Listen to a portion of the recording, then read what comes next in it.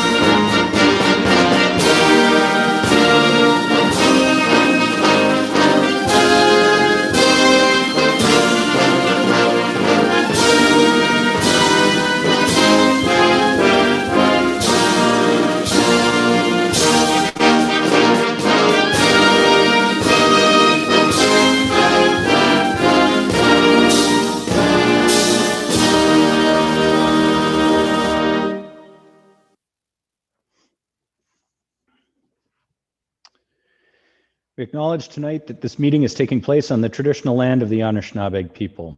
The Anishinaabe include the Odawa, Ojibwe, and Potawatomi nations, collectively known as the Three Fires Confederacy. We're dedicated to honoring Indigenous history and culture and committed to moving forward in the spirit of reconciliation and respect with all First Nations, Métis, and Inuit people. Please be seated.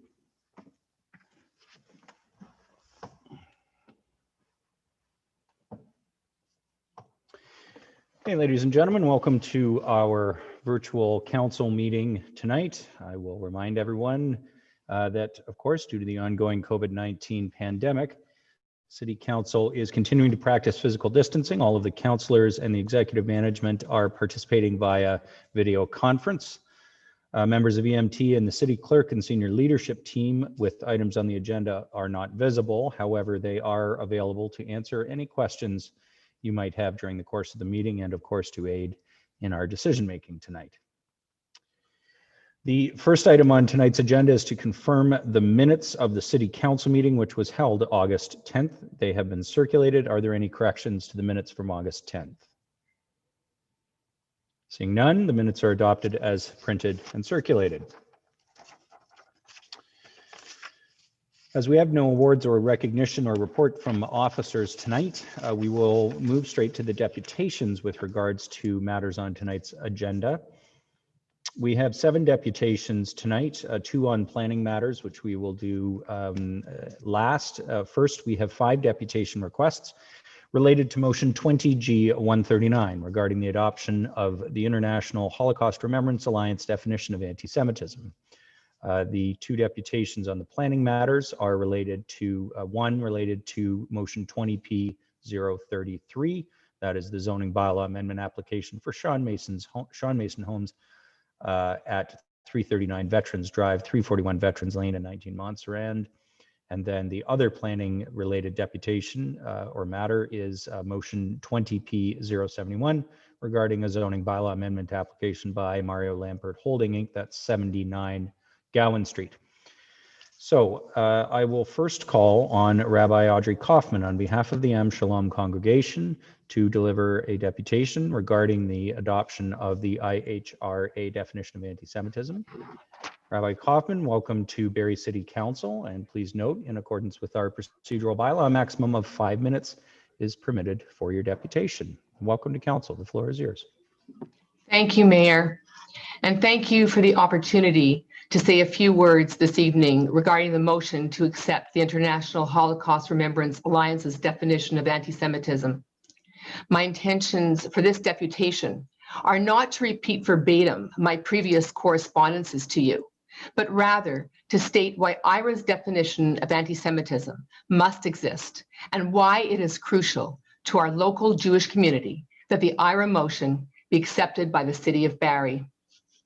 It is now 75 years since the Holocaust, and overt acts of anti-Semitism are significantly on the rise throughout the world and at an alarming rate right here in Ontario. Understandably, the Jewish community is deeply concerned about rising anti-Semitism in Canada. While many instances of anti-Semitism are obvious, others are less so. Although the majority of Canadians likely oppose anti-Semitism, many are unable to identify it, making it even more difficult to combat. The IHRA definition helps to clearly determine what it is and what is not anti-Semitism. The IHRA definition has nothing to do with Israeli politics. It's not pro-Zionist, pro-Israel, or anti-Palestinian. It does not prevent anyone from criticizing Israeli policies. As noted in the definition itself, criticism of Israel, similar to that leveled against any other country, cannot be regarded as anti-Semitic. The IHRA definition simply states that anti-Semitism is a perception of Jews which may be expressed as hatred toward Jews. It has no political motives or biases, and in fact, it is not even legally binding. The overwhelming majority of Jewish organizations in Canada, including the Jewish community of Barrie, believe that the adoption of the IHRA motion is an important tool in the fight against anti-Semitism. You might wonder why it's so important to the Jewish community of Barrie to have the IHRA definition of anti-Semitism passed on a municipal level when it's already accepted by the Government of Canada. The Jewish population of Barrie is increasing, and it is of tremendous importance for us to know that the local government supports us and wants to keep us safe. Accepting the IHRA definition of anti-Semitism creates a fence of protection for the Barrie Jewish community. It is proof to us that expressions of hatred toward Jews will not be tolerated in this city and that we have our municipal government's full support. This meeting is taking place during the holiest time of the Jewish year, the 10 days of repentance between Rosh Hashanah, our new year, and Yom Kippur, the Day of Atonement. We look forward to the coming year in our dynamic community where we can be assured that the safety of all citizens is considered of the utmost importance. Thank you. Thank you very much for your deputation, Rabbi Kaufman. Are there any questions from members of council? Okay, seeing none, thank you very much. Rabbi Kaufman, we will be dealing with this matter relatively shortly on our agenda following the completion of the deputations as we move into the committee reports. I will next call on Marshall Green to provide his deputation. Mr. Green, welcome to Barrie City Council. No stranger to council. Please note, in accordance with our procedural bylaw, you have a maximum of 5 minutes for your deputation. The floor is yours. Thank you, Your Worship. I was telling one of my fellow congregants that although this is no strange forum for me, I have a lot of personal and emotional attachment to this particular motion, so I'm a little more nervous than I would normally be in delivering a deputation to this council. I realized at the time limitation I might share this deputation, so I've tried to condense. I want to divide my deputation into 3 parts: my personal Barrie history, my answer to the criticism of the independent Jewish voices, and the importance of this to Barrie's Jewish community and to Barrie generally. To begin, Susan and I moved to Barrie in 1973. Barrie had 26,000 people, 8 of whom were Jewish. Eating ethnic food in Barrie meant going to Miramar Gardens or ordering from CK Chinese food. I never personally felt any anti-Semitism, but when the question of my religion did come up, I certainly felt different. We've come a long way since 1973. Our population has increased 6 times over. We can now eat in Indian restaurants, Caribbean restaurants, Thai restaurants, and Korean restaurants, actually run by persons from those ethnic groups. Barrie now has at least 80 Jewish families and 2 official congregations. And the influx of immigrants of various creeds, religions, and colors is also reflected in our legal, medical, and other professional communities. I have a Middle Eastern dermatologist and a Korean ear, nose, and throat specialist. So why is this definition in the new Barrie opposed so emphatically by some in particular the independent Jewish voices. The two main objections I have heard or read is that the definition is too vague and all-encompassing, and secondly, that it will stifle legitimate criticism of Israel and its political policies. Dealing with the first objection first, any definition that attempts to capture the essence of 2,000 years of discrimination and prejudice is never going to be specifically targeted. Yes, anti-Semitism dates back literally thousands of years, yet it's still with us, as the two recent episodes in our own city have shown us. While the prejudice itself is thousands of years old, the shape and the manifestations of it constantly changes. In the 30s and 40s, we had the Holocaust.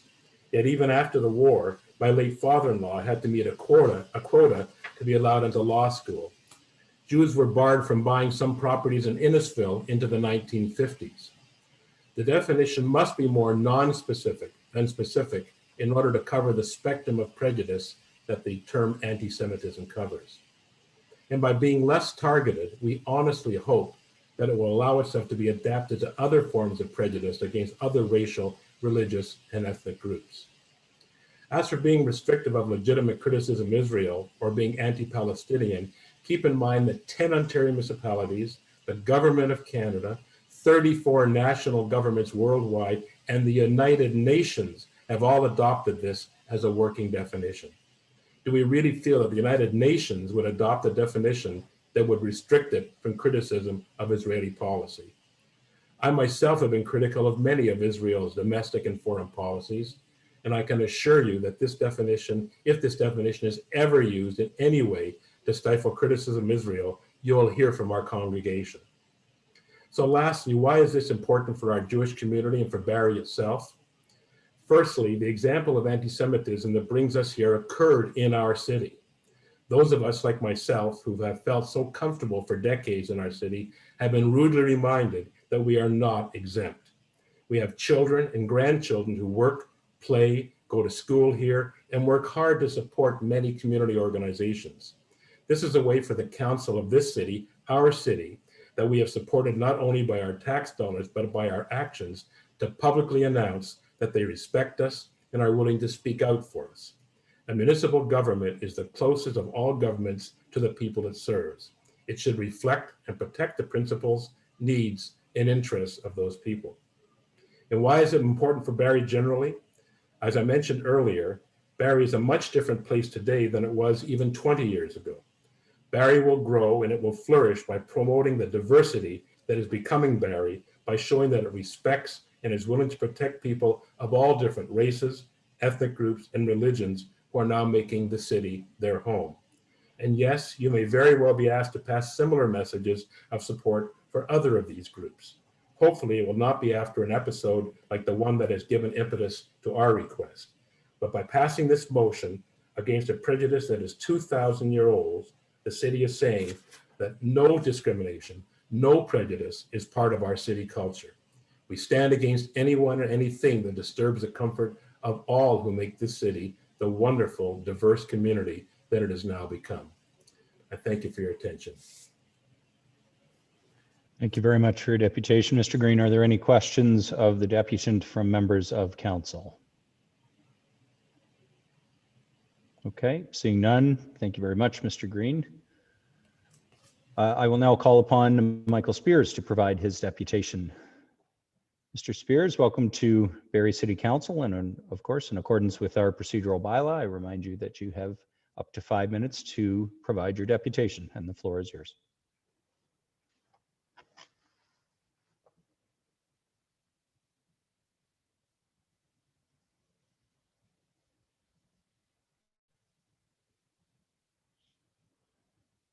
Oh, I'm not sure we're getting audio yet from Mr. Spears.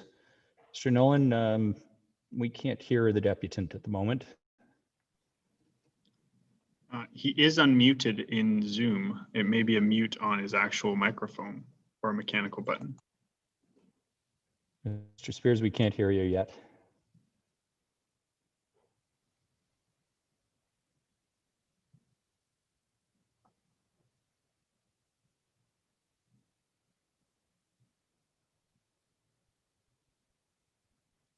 Mr. Spears, can you hear me? I can hear you. Am I on now? Oh, And there we go. Now you're All right. on. Okay, go ahead. Thank you. Thank you, Mayor Lehman, members of council and city staff for providing me with the opportunity to speak with you. I'm here tonight to speak against council adopting the IHRA working definition of anti-Semitism. I want to start by reiterating what we all know. Anti-Semitism is a horrible blight on our society and our city. Can't even begin to imagine what it is like to be a victim of such vitriol and hatred. We all know that anti-Semitism has been on the rise over the past few months and years. We see more white supremacy these days, whether it's attacks on the Jewish community, or as we're seeing right now in Nova Scotia, attacks against Indigenous peoples and their sovereignty. The increase of hatred is worrying and we need to fight it. I want to thank members of council for taking this seriously, but I submit to you this evening that the strategy to adopt the IHRA working definition is not in the best interests of the citizens of Barrie. To be quite blunt, the definition adds nothing to the anti-racism conversation. It is vague and doesn't even identify anti-Semitism as a form of racism. So why adopt it? Why support this predetermined definition when citizens of Barrie, led of course by the Jewish community, could develop their own definition that isn't saddled with the weight of controversy? I know what you're thinking. This is a definition that the local Jewish community has already decided should be used. I appreciate that. I agree that people should be able to define their own oppression. However, it should not contribute to the oppression of other groups. In this instance, the IHRA definition aids the oppression of Palestinian people and others in the Middle East by linking anti-Semitism with criticism of the state of Israel. These aren't just paranoid or mistrustful concerns. Just last week, we saw news of a scholar being denied a position at the University of Toronto because of her work probing Israel's human rights abuses. We don't know if the IHRA definition played a role in this, but we do have clear examples of how it already has. In the US, a vigil at Berkeley organized by Palestinian rights advocates and Jewish students in the aftermath of the Pittsburgh Tree of Life shooting and bombings in Gaza was canceled when opponents of the event said it portrayed Israel as a racist state and contravened the IHRA definition. In the UK, a charity cycling ride raising money to buy sports equipment for children in Gaza was canceled. The town council feared the event would contravene the IHRA definition. Here in Canada, an event at the University of Winnipeg about the US's decision to move their embassy to Jerusalem was deemed to have been anti-Semitic by the university, which used the IHRA definition as justification. And there are many more examples. I am confident that this is not what the local Jewish community is looking for with this definition, but you can't deny the reality of what can happen when anti-Semitism gets lumped in with legitimate concerns of the Israeli government and its actions. I've had people reach out to me and say there's nothing in the wording of the definition that says people who criticize Israeli policy or its right-wing government are anti-Semitic. Unfortunately, though, the IHRA definition can't be separated from the examples that go along with it. They are what give the definition the potential to be weaponized. And it's why people who stand up for Palestinian rights are worried. I'm sure you are aware that 7 of the 11 examples mentioned Israel. I ask, since anti-Semitism is at its core hatred of Jewish people because they are Jewish, why is so much emphasis put on the state of Israel and what people say about it or its government? Various anti-racism efforts must include human rights and also must include any and all prejudice against Palestinians. The IHRA definition could make people afraid to voice legitimate concerns or voice their support for Palestinian rights because they fear being labeled as anti-Semitic. Which brings me to another point. If council adopts this definition, proponents of it will expect council to walk the walk. They will want to see action by council, so you must be prepared to deliver. If I or someone else was to organize a protest at Meridian Place denouncing the state of Israel and its policies towards Palestinian people, or voicing support of the boycott, divestment, and sanctions movement, or maybe even organizing a bike ride to raise money for children, people may call on you to denounce it as anti-Semitic or put out a statement. If a councillor was to attend that protest, there would likely be calls for that councillor to be reprimanded in some way. We must admit that under the IHRA definition, those demands would be warranted. Members of council need to recognize this and its potential consequences. Is adopting this one particular definition worth it? If the definition is adopted tonight, council must move swiftly on a couple of fronts. First, they need to move beyond the definition and adopt a real action plan to combat anti-Semitism. Secondly, council needs to firmly reject any notion that this definition and its examples will be used to suppress legitimate criticism of Israeli policy or its foundation. We simply cannot have any individual or group labeled as anti-Semites because they have taken an anti-racism stance that includes standing up for Palestinian rights. The city cannot be perceived as picking one group over another. Of course, it is my hope that council reconsiders this definition and instead works to adopt a definition that does not include such a focus on Israel. This would show true diligence. The city must affirm where anti-Semitism is coming from. It's coming from racist groups and the far right, not human rights advocates. Anti-Semitism needs to be fought in solidarity with all struggles for equality and human rights. The IHRA definition puts a roadblock directly in the way of this. Thank you. Thank you for your deputation, Mr. Spears. Are there any questions of the deputant? Councillor Morales. Thank you, thank you, Mayor Lehman. Mr. Spears, you've described instances where the definition has been misinterpreted in the U.S. and elsewhere. I'm just making notes here, and then you describe the potential for that to occur in Barrie in hypothetical scenarios. Wouldn't that be the fault of the interpreters and not the definition? And before I pass it on to you as a question, the Torah has been misinterpreted. The Bible has been misinterpreted. The Quran, many things are misinterpreted. Shouldn't your efforts and energy be focused on those misinterpreting things and not the actual definition? Because I just think that I respect your intentions about conflict and unnecessary censorship, but I think that the onus lies on people misinterpreting things, not the actual definition. I think that's true, Councillor, but at the same time, if someone was to label somebody as anti-Semitic, even if they were misinterpreting the definition, the damage would be done on that individual. I think that's, even if they aren't being anti-Semitic, and even if it doesn't fall under what some might consider anti-Semitic, if people are invoking the IHRA definition, even incorrectly, that could put a lasting damage to someone's reputation, and it forces the city to either kind of walk the walk for what they've said or stand down. I think it's just anti-Semitism definitely needs to be defined for sure. I just believe that the IHRA definition creates too many problems. Good. Thank you for that. Thank you, Councillor Morales. Any other questions of the deputant? Okay, seeing none. Thank you, Mr. Spears. I will now call on Dan Freeman-Malloy to provide his deputation. Welcome to Barrie City Council, and in accordance with our procedural bylaw, please note a maximum of 5 minutes is permitted for your deputation. You have the floor, sir. Okay, noted. I ought first to confirm that you can hear me? Yes, we can hear you. Thanks, okay, sir. That's good. So I'm speaking today without prepared notes. When last this came to council, I wrote to all of you and in an open letter in quite a bit of detail, and I sort of stand by all of that. And if there are any questions arising from that, I hope we can discuss them.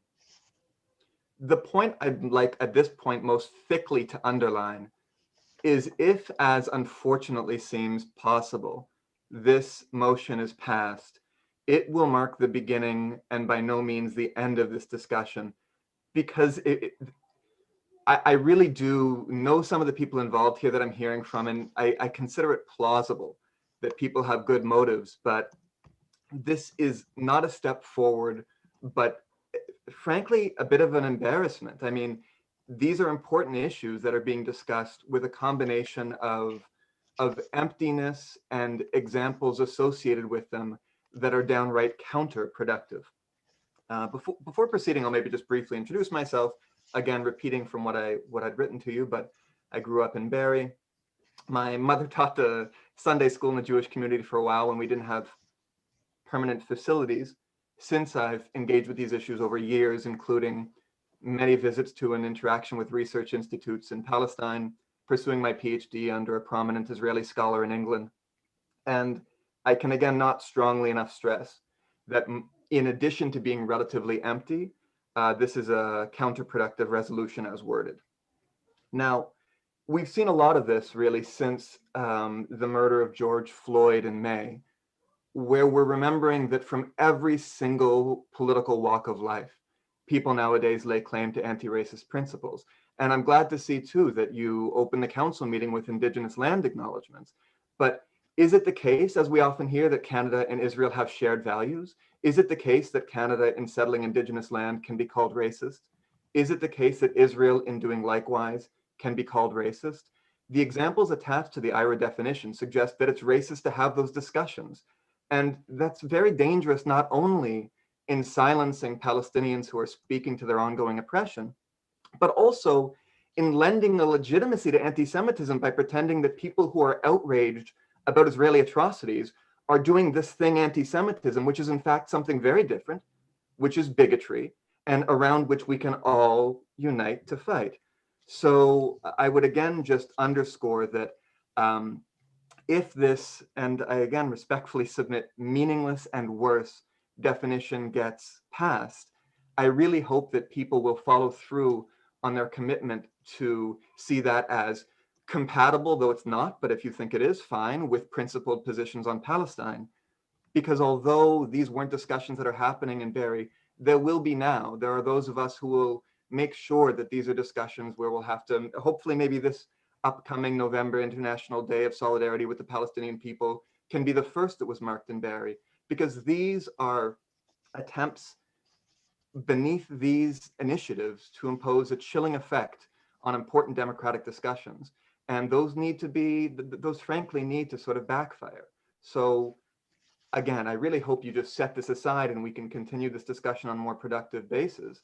But if indeed you pass this, that will then be the point of departure for an expanded discussion of these subjects, which are very important and to which I submit this definition by no means does justice. I'll leave it at that. I underscore again that this would be the beginning of an extended conversation. We can maybe continue it now and back and forth, but if you just proceed with the with passage of this, it'll be, again, I hope a well-intentioned and not just of convenience embarrassment, but one that will kick off an extended conversation that will make sure continues. Right, thank you, Mr. Freeman Malloy. Any questions for the deputant from members of council?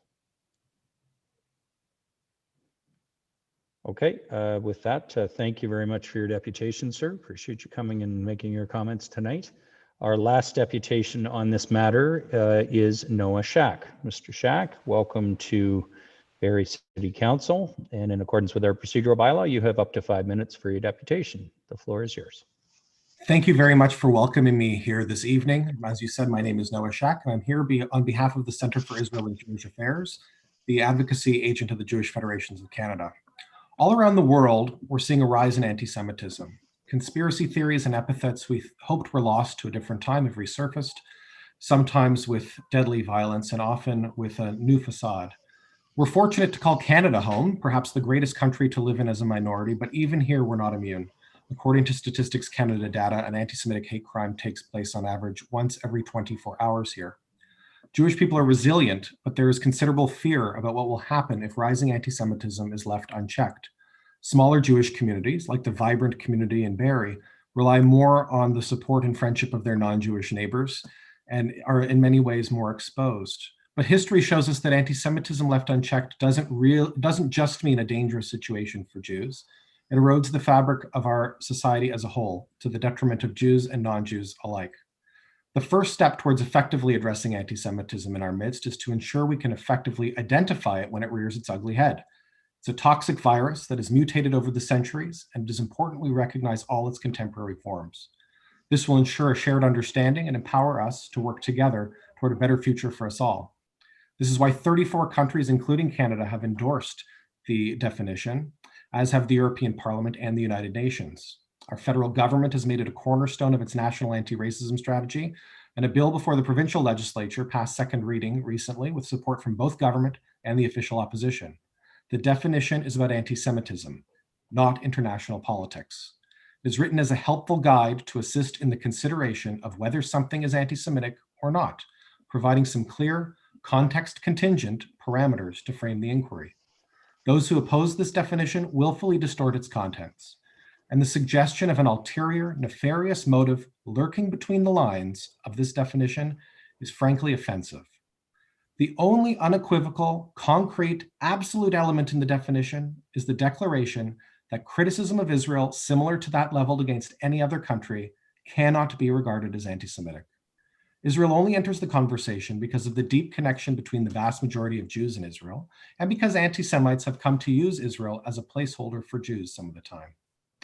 Policy criticism is an important part of democratic society that needs to be protected. The policies undertaken by the democratically elected government in Israel are fair game. This definition does not touch them. This definition protects free speech while providing some insight into where and how discourse morphs into something hateful. This definition was not written on the back of a napkin.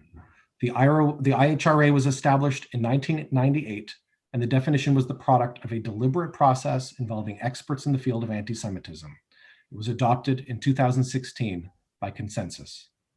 Confronting hatred and discrimination in our society is too important to allow this initiative to be sidelined or sidetracked with those with an alternate agenda.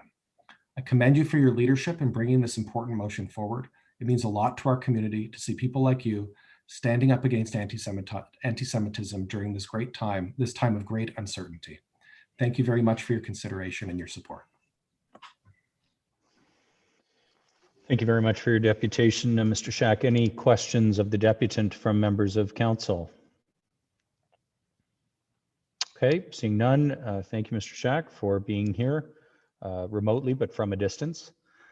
That completes the deputations on this matter. It will come up on the agenda quite shortly. So for those in attendance or watching, we will consider the matter very shortly on council's agenda. But first, we have two more deputations, one each on two planning matters. The first one is from Darren Vella. I will call on him now, Mr. Vella from Innovative Planning Solutions, on behalf of Sean Mason Homes. This is regarding the zoning bylaw amendment application for 339 Veterans Drive, 341 Veterans Lane, and 19 Montserrat. Mr. Vella, welcome to Barrie City Council, and in accordance with our procedural bylaw, I remind you, you have up to 5 minutes for your deputation. The floor is yours, sir. Thank you, Your Worship. I'll be brief. I'm just wondering if I should share screen or whether oh, there we go. Thanks, Ryan. Okay, so just very quickly, members of council, I'm here this evening just to request two small changes to the recommended motion that was approved last Tuesday at Planning Committee meeting. So if you could go to the next slide, Ryan. Thank you. So these are two provisions that relate to parking ratios for the proposed development. What we are seeking to do here is make some minor adjustments to both of these provisions to add some additional flexibility as we work through the detailed design stage, given the complexity of the site related to the underground parking structure. So that would be item K. And item L is a provision that is a cumulative parking space requirement that relates to the entire site. As you can see, we are requesting a parking ratio of 1.8 spaces per unit. And that is in excess, which is quite unusual, of the minimum requirement, which is 1.5 spaces per unit. We're asking for a slight reduction to allow for some greater flexibility with the opportunity to provide some more affordable housing units on the property. So Ryan, if you could turn to the next slide. Thank you.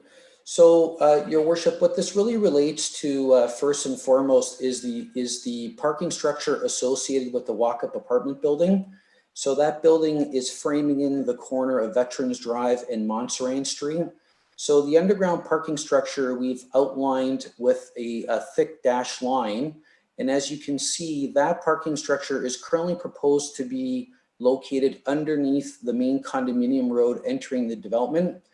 Through the review of this with our engineering team, the costs associated with constructing such an underground structure underneath this road may be cost prohibitive. So what we are looking to do is make a slight modification to allow for some of the residential parking spaces associated with this apartment building to also be included on the surface, so at grade.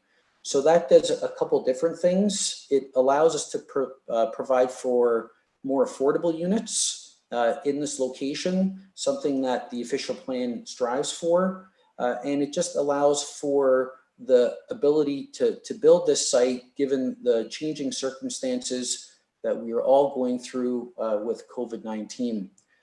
I just also want to point out to council, this doesn't mean we're not going to build the plan as proposed, but council should be aware that zoning bylaw amendments that are now approved under the Planning Act typically don't allow any modifications for a period up to 2 years without special permissions granted by council. So we are looking for a little bit more flexibility to obviously avoid that unnecessary step, which would further delay this project towards its ultimate completion.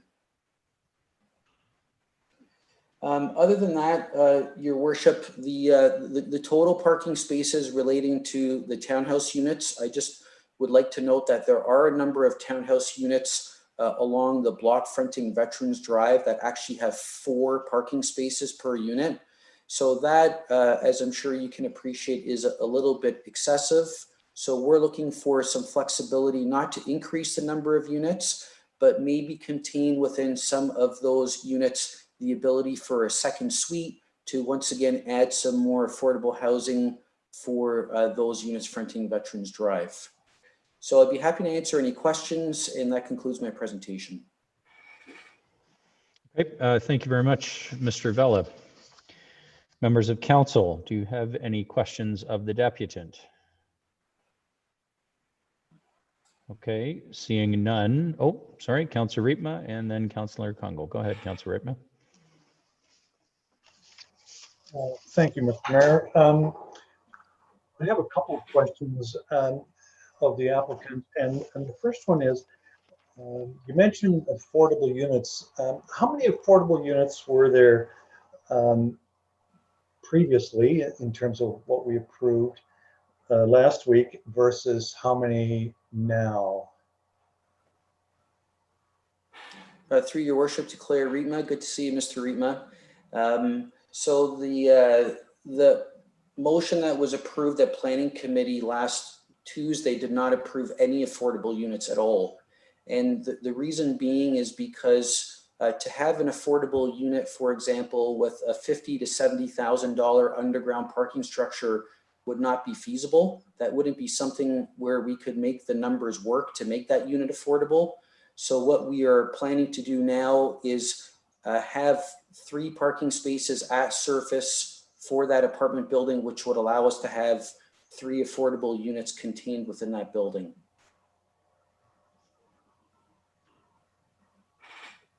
Okay, just to follow up. So that means we're getting 3 affordable units where we didn't have any before.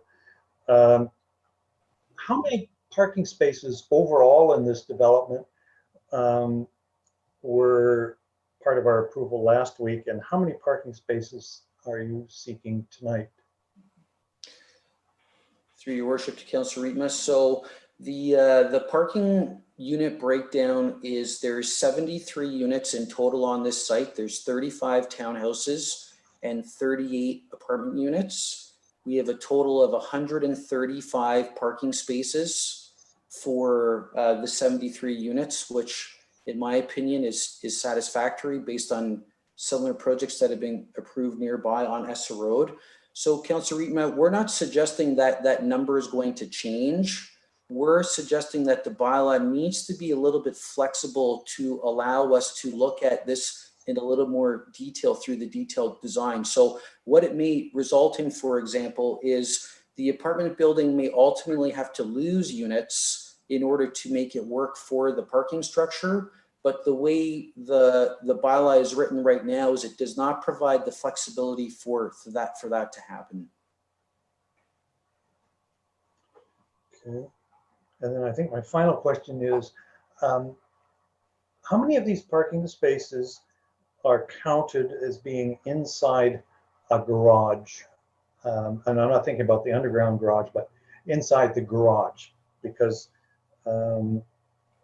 as we all know, I don't know who parks in a garage these days, but very few people except me do. So that's of the townhouse units, Councillor Riepma, you're asking? Yes. Yes, garages do tend to be a bit of storage space sometimes. Yes. Mr. Vella. Thank you, Worship. Yes, no, I appreciate the comment. So I've got I guess a bit of a different view on that. So for example, there's lots of vehicles that end up parking on city streets throughout the entire summer, but magically somehow through the winter months, all these vehicles disappear and they end up on people's driveways and in their garages. So I'm not exactly sure how that happens, but people find a way of, when there's a rule in place, they've got to make it work. So our garage, in terms of the number of spaces, I don't have that number offhand, but what I can tell you is there's 35 townhouses. So there would be 35, probably Councilor Rietma, around 40 parking spaces within the garage for the townhouse units, because some townhouses do have 2 parking spaces within the garage per unit. Okay, thank you very much. You're welcome. Thanks, Councillor Rietma. Questions of the deputant, Councillor Kungle. Thank you, through your worship. To Mr. Vella, I think most of my questions were covered through Councillor Rietma's queries. I was wondering more about your reference to affordable housing units and what the appreciation or impact would be on parking if that was a larger number. So I think I'll hold, and I thank you for answering Mr. Rietma's questions. Thanks, Councillor Kungle. Councillor Morales. Thank you, Mayor Lehman. From Councillor Rietma's question, I totally agree that garages are used sometimes inadvertently as storage. However, I guess I'll frame it in the form of a question to Mr. Vella. I think what you're hearing today is we're trying to preserve the affordable housing component with changes, right? Like, that's a priority. Would you say that if council treated garages more as storage space instead of allocated parking spots, would that help or hinder affordable targets that your client is trying to hit? Mr. Vella.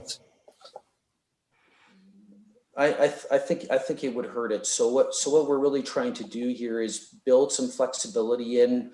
We know we can't come back in front of council for the next 2 years. I think council can agree we want to see this project built in this location. So if the opportunity is now to build a little bit more flexibility into this development, which has the opportunity for more affordable housing units for the city, I think that's a win-win for everyone. Mm-hmm. And thank you, Mayor Lehman. I just wanted to highlight both the reality of what happens with garages, but also the fact that there's an opportunity cost with affordable housing targets. Certainly is. One of the great enemies of affordable housing is land costs, and that is well appreciated. Thank you, Councillor Morales. Any other questions of the deputant? Okay, seeing none, thank you, Mr. Vella. As you know as well, this matter is coming up quite shortly when we deal with the Planning Committee report from Tuesday last week, very shortly on the agenda. Our last deputation tonight is from Barbara Mackey. This is with regards to the zoning bylaw amendment application by Mario Lampert Holding Limited at 79, Gowan Street. Ms. Mackey, welcome to City Council. Again, no stranger to chambers. And in accordance with our procedural bylaw, I'll just remind you, you have up to 5 minutes to deliver your deputation, and the floor is yours. Thank you. Good evening, Mayor Lehman and members of council. I've been a resident of Barrie for 20 years and have resided at 88 Cumberland Street in Allendale since 2012. I'm currently co-chair of the Allendale Neighborhood Association and a past committee member of the Historic Neighborhood Strategy. I am speaking tonight on behalf of the Allendale Neighborhood Association regarding the zoning bylaw amendment for 79 Gowan Street, specifically opposing the zoning bylaw special provisions allowing for a front yard setback of 19.5 meters and a front yard parking area. This approach does not conform to city planning. A paved parking lot in the front does not represent an acceptable or consistent streetscape on Gowan, and the 19.5 meter setback for the building will negatively impact all adjacent residences. The ANA and the majority of Allendale residents are supportive of new developments in our community. However, we believe these developments should have the potential to enhance our neighborhood, preserve our heritage, and be respectful of the impact on neighboring homes. There are residents supportive of any development simply because they stand to profit by selling and moving out of Allendale. But for those of us who plan to continue to reside in Allendale, we are the stakeholders in the future development of our community. We would be happy to see 79 Gowan Street developed with a building set close to the street in conformity with existing structures and good urban planning. The proposed development at 79 Gowan Street will set the precedent for all future developments along Gowan Street, from William Street to Bayview Drive. We need to get this right the first time, as it has been many years without any new development on Gowan Street. This amendment could result in one property with a frontage setback of 20 meters, while all currently existing properties are set back, most of them less than 1 meter. As important as the streetscape is, so are the residents of neighboring homes on Cumberland Street, backing onto the backyards on Gowan Street, which could see multi-story buildings too close to the rear lot lines along the entire block of Cumberland Street. Those on Gowan will have a view of the front of a 4-story building while in their backyard with the proposed 19.5 meter setback, as those residential homes are located at the front of their lot. Although the size and lot coverage of this development exceeds all existing zoning bylaws, it is a 19.5 meter setback with a paved parking lot in front and the building in the rear, which will most negatively impact the streetscape and neighboring residents on Gowan, as well as those on Cumberland Street. We have been advised that this is solely due to the Metrolinx 30 meter setback requirement. We are also advised by the developer that they would prefer to locate the building at the front of the lot, and they've been negotiating with Metrolinx. City planning staff have also advised they've been negotiating with Metrolinx. However, we are not aware of any correspondence or documentation from Metrolinx to indicate this. Since this setback will impact all future developments on Gowan Street, should we not have a formal agreement in place with Metrolinx? Would this not be in the best interest of ensuring suitable future planning, creating a consistent streetscape, and attracting developers to meet our intensification mandates? We urge Council to direct planning staff to negotiate with Metrolinx on a whole street basis in order to achieve a solution to the 30 meter offset requirement. This would solve the setback problem while ensuring uniformity of a protective structure, which is likely to be required by Metrolinx. If negotiations are actually in progress with Metrolinx and they officially reject reducing the 30 meter setback, this amendment should be deferred until a suitable resolution is established by city planning to accommodate the 30 meter setback and avoid creating a paved parking lot streetscape along our Allendale waterfront GO train station and erecting buildings in the backyards of existing residents. If Metrolinx does approve a reduction in the 30 meter setback, we have no concept plans or renditions representing the development with a building in front, and the current size of the building does not allow access to parking in the rear. So support of this amendment would seem premature and much more significant than a technical design matter to be approved through the site plan approval process when residents will not be consulted. All concept plans and renderings show a 4-story building in the rear of the lot and paved parking at the front, as well as one updated version showing a flat roof, which is not in character with our historic neighborhood, as recognized in the official plan. We recognize that the developer initially wanted to place the building at the front of the lot with minimal setback and parking in the rear. It is a credit to the developer that negotiations with Metrolinx are still in progress to achieve that end. However, the proposed bylaw amendment removes any incentive for the developer to continue negotiations with Metrolinx to reduce the setback, because all concept plans and renderings provided to date accommodate the setback. City planning is also supportive of the zoning bylaw amendment setback, as is our city councillor, despite the negative impact to residents. So it would not be necessary to negotiate with Metrolinx if this amendment is accepted by council. The ANA also reached out to our MPP, Andrea Kanjan, and I received a call today from her office advising they have also been in touch with Metrolinx, who have said they're willing to relax the setback provided they have an agreement with the city and the developer.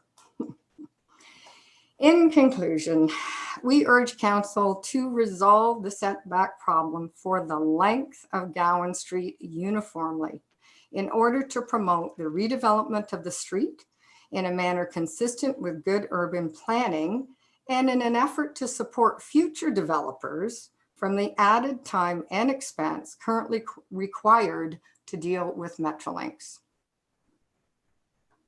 Thank you. Thank you very much, Ms. Mackey, for your deputation. Are there questions from members of council? Okay, seeing none. Thank you. And of course, we will be dealing with that matter very, very shortly as well. Thank you for coming tonight, Ms. Mackey, and for your deputation. Members of council, we will now move on with the business agenda. The next item before we get to those committee reports is tax applications. We do have a tax application matter tonight. Deputy Mayor Ward, could I have the motion, please? Moved by myself, seconded by Councillor Thompson, that the list of applications for cancellation, reduction, or addition to taxes dated September 21st, 2020, submitted by the Treasurer in the amount of $121,999.31 be approved. Thank you. It's moved by Deputy Mayor Ward, seconded by Councillor Thompson, that the list of tax applications for cancellation, reduction, or addition to taxes dated September 21st, 2020, submitted by the Treasurer in the amount of $121,999.31 be approved. As we are meeting virtually, I'm just going to ask the clerk if we have received any objections to this list of application for cancellation, reduction, or additions of taxes. Mayor Lehman, our office and the Office of the City Treasurer have not received any objections to the list of tax applications. Okay, thank you for that. Are there any comments or questions on the tax applications from members of council?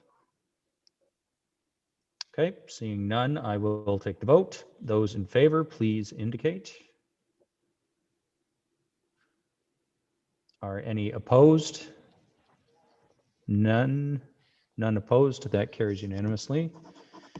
Thank you for that. It brings us to the committee reports on tonight's agenda. Deputy Mayor Ward, I believe you have all the motions. Moved by myself, seconded by Councillor Thompson, that Planning Committee report dated August 10th, 2020, now circulated, be received. Thank you. It's moved by Deputy Mayor Ward, seconded by Councillor Thompson, that the Planning Committee report dated August 10th, 2020, now circulated, be received. This is to receive the report of the public meetings that were held back on August 10th. They were with regards to 175 and 199 Essa Road. And then the second one was with regards to 50 Wood Street. Comments, or these were the linked, the former fairgrounds, the two linked public meetings that were held on August 10th. Any comments or questions, members of council? Okay, seeing none, I'll call the vote. Those in favor of the motion, please indicate. Are any opposed? None. Carries. Deputy Mayor Ward. Moved by myself, seconded by Councillor Thompson, that Section A of the General Committee report dated September 14th, 2020 be adopted. Okay, now we're moving to Section A of the General Committee report from last week. This is with regards to the COVID-19 relief agreements related to city-owned property, extension of the loading zone standard downtown, OMER's administration changes. Also, this is the adoption of the IHRA definition of anti-Semitism, an invitation to Healthy Barrie to make a presentation, and the item for discussion with regards to fiscal tools and strategies within the municipal framework. Those are the items included in this section of the General Committee report. Does anybody wish to make comment? Okay, seeing none, I wish to only thank the deputants, and I will also thank, because I'm sure there are many watching, the many people who provided their views on this matter to City Council. We do appreciate each and every piece of correspondence and the views around every issue that is considered by Council. And especially, of course, those who took the time to be with us tonight to assist us in our deliberation. I will now call the vote on Section A of the General Committee report. All those in favor, please indicate. And are any opposed to Section A? None. That carries unanimously by those present. And for those watching who were here for the IHRA matter, that carries unanimously as part of the section.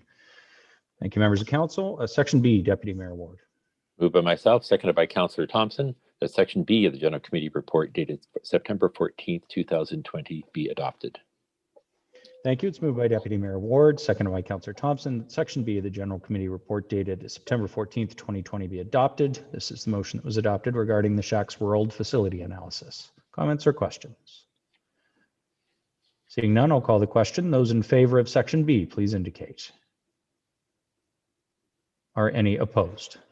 None. That carries unanimously as well. By those present, thank you. Deputy Mayor Ward, Section C, please.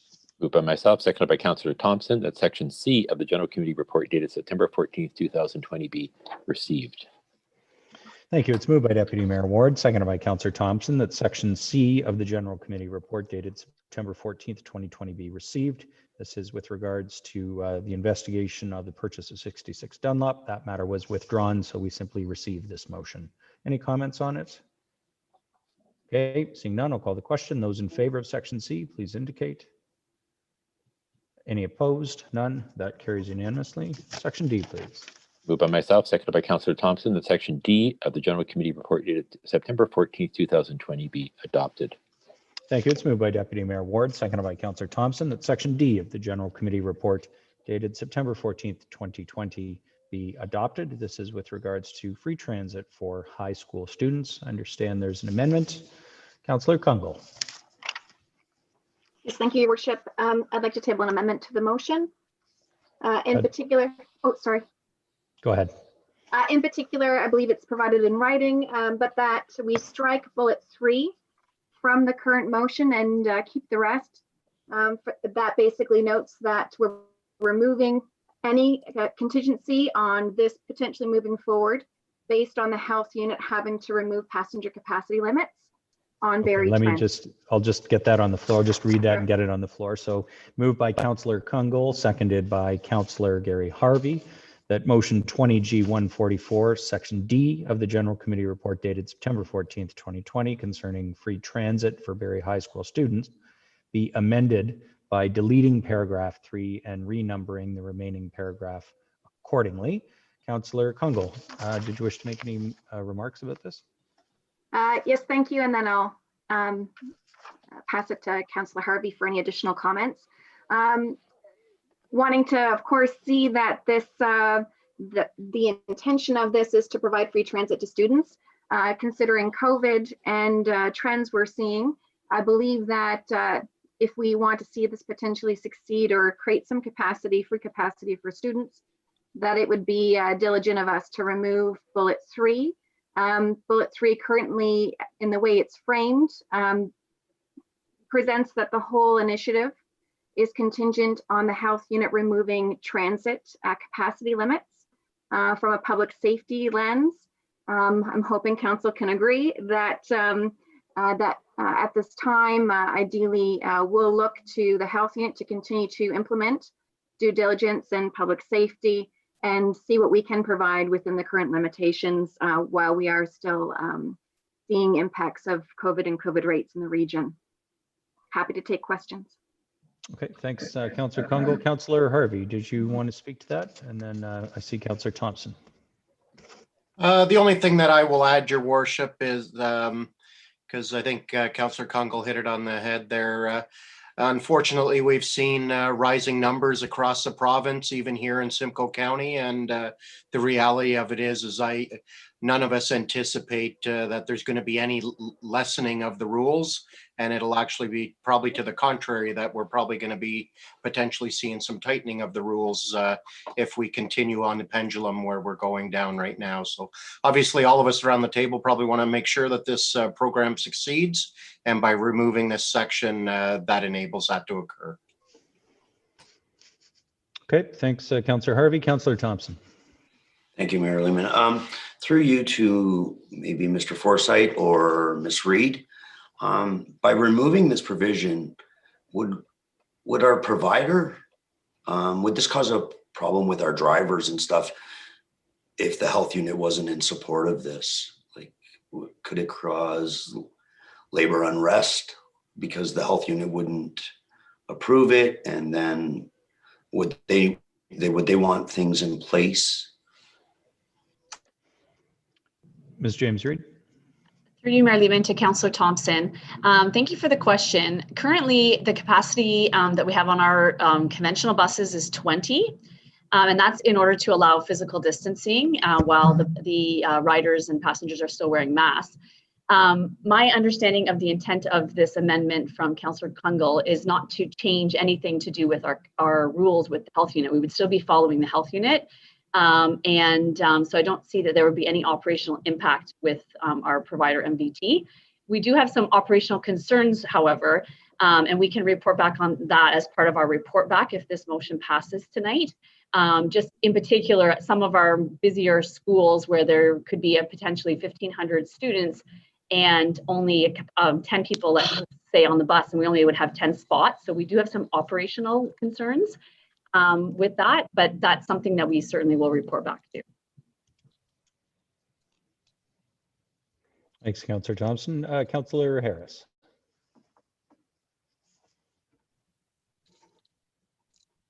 So thank you, Mayor Lehman. Slow on the unmuting today.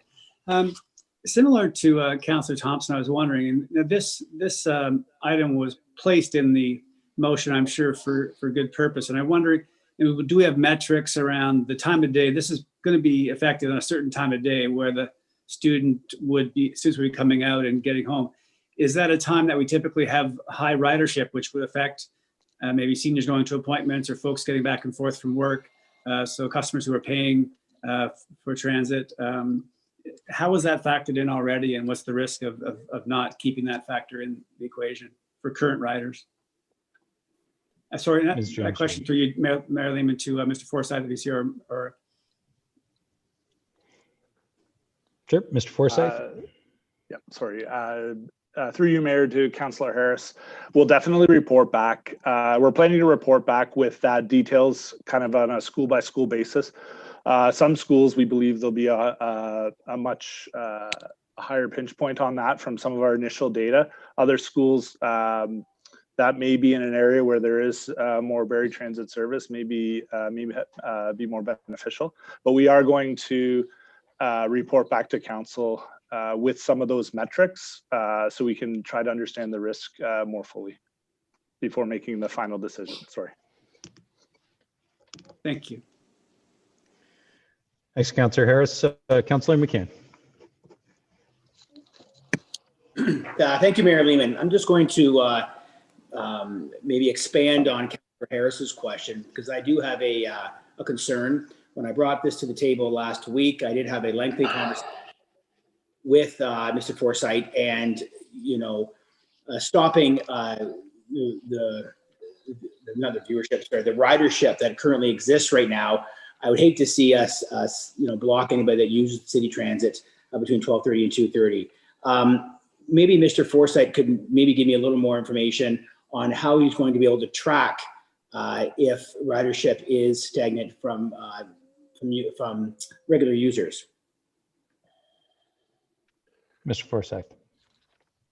So through you, Mayor Lehman, to Councillor McCann, unfortunately, it will be difficult for us to project that ahead of actually making the change, because it's really going to be contingent on the number of high school students and where the high school students are getting on the buses and what routes they're getting on to travel and which location.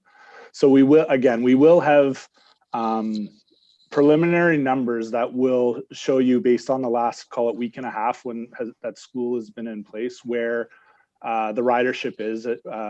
All of our buses have automatic passenger counters on them, and you can kind of see the loads at, in and around the school around the start and end times to be able to make those to pull those numbers together. Unfortunately, we won't be able to predict what the actual impact would be until we saw the student ridership following the decision to implement a program like this. So maybe I can do a follow-up, Mayor Lehman, please. Sure. So just, Mr. Forsyth, I understand that we're moving pretty fast here, and obviously this is directly related to COVID-19. But I'm just still have a deep concern that we're going to have people that are relying on city transit to get to, as Councillor Harris says, maybe doctor's appointment, maybe work. And they get to the bus stop and all of a sudden it's filled with high school students.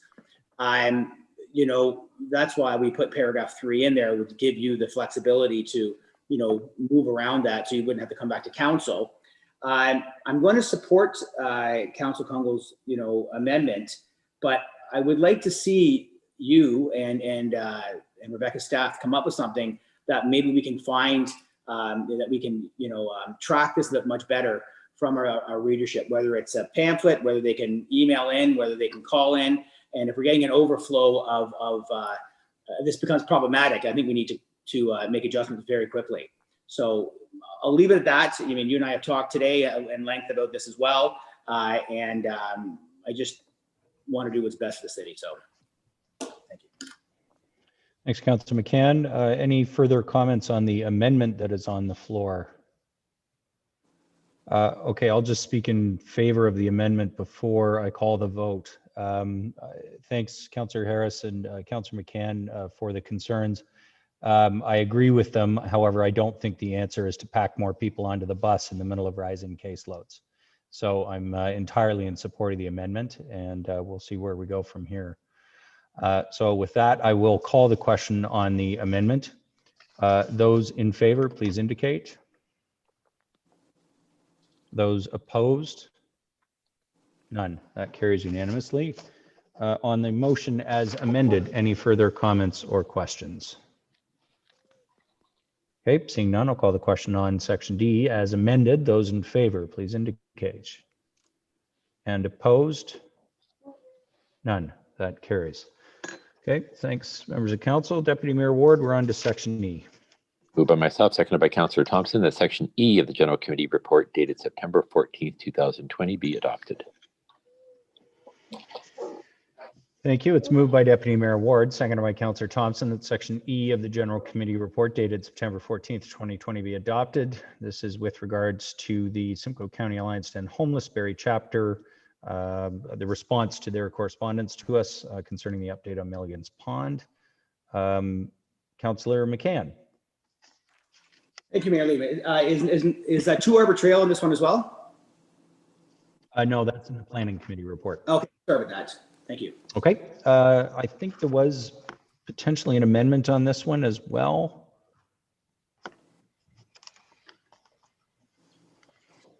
Yes. Councillor Thompson? Yeah, sorry. Yes, okay. New computer. Go ahead. I'm trying to read two things. Yeah. So that motion 20G 145 of section E of the General Committee report dated September 14th, 2020 regarding Scatterberry chapter update on Milligan's Pond eviction, August 2020 be amended by deleting the following words.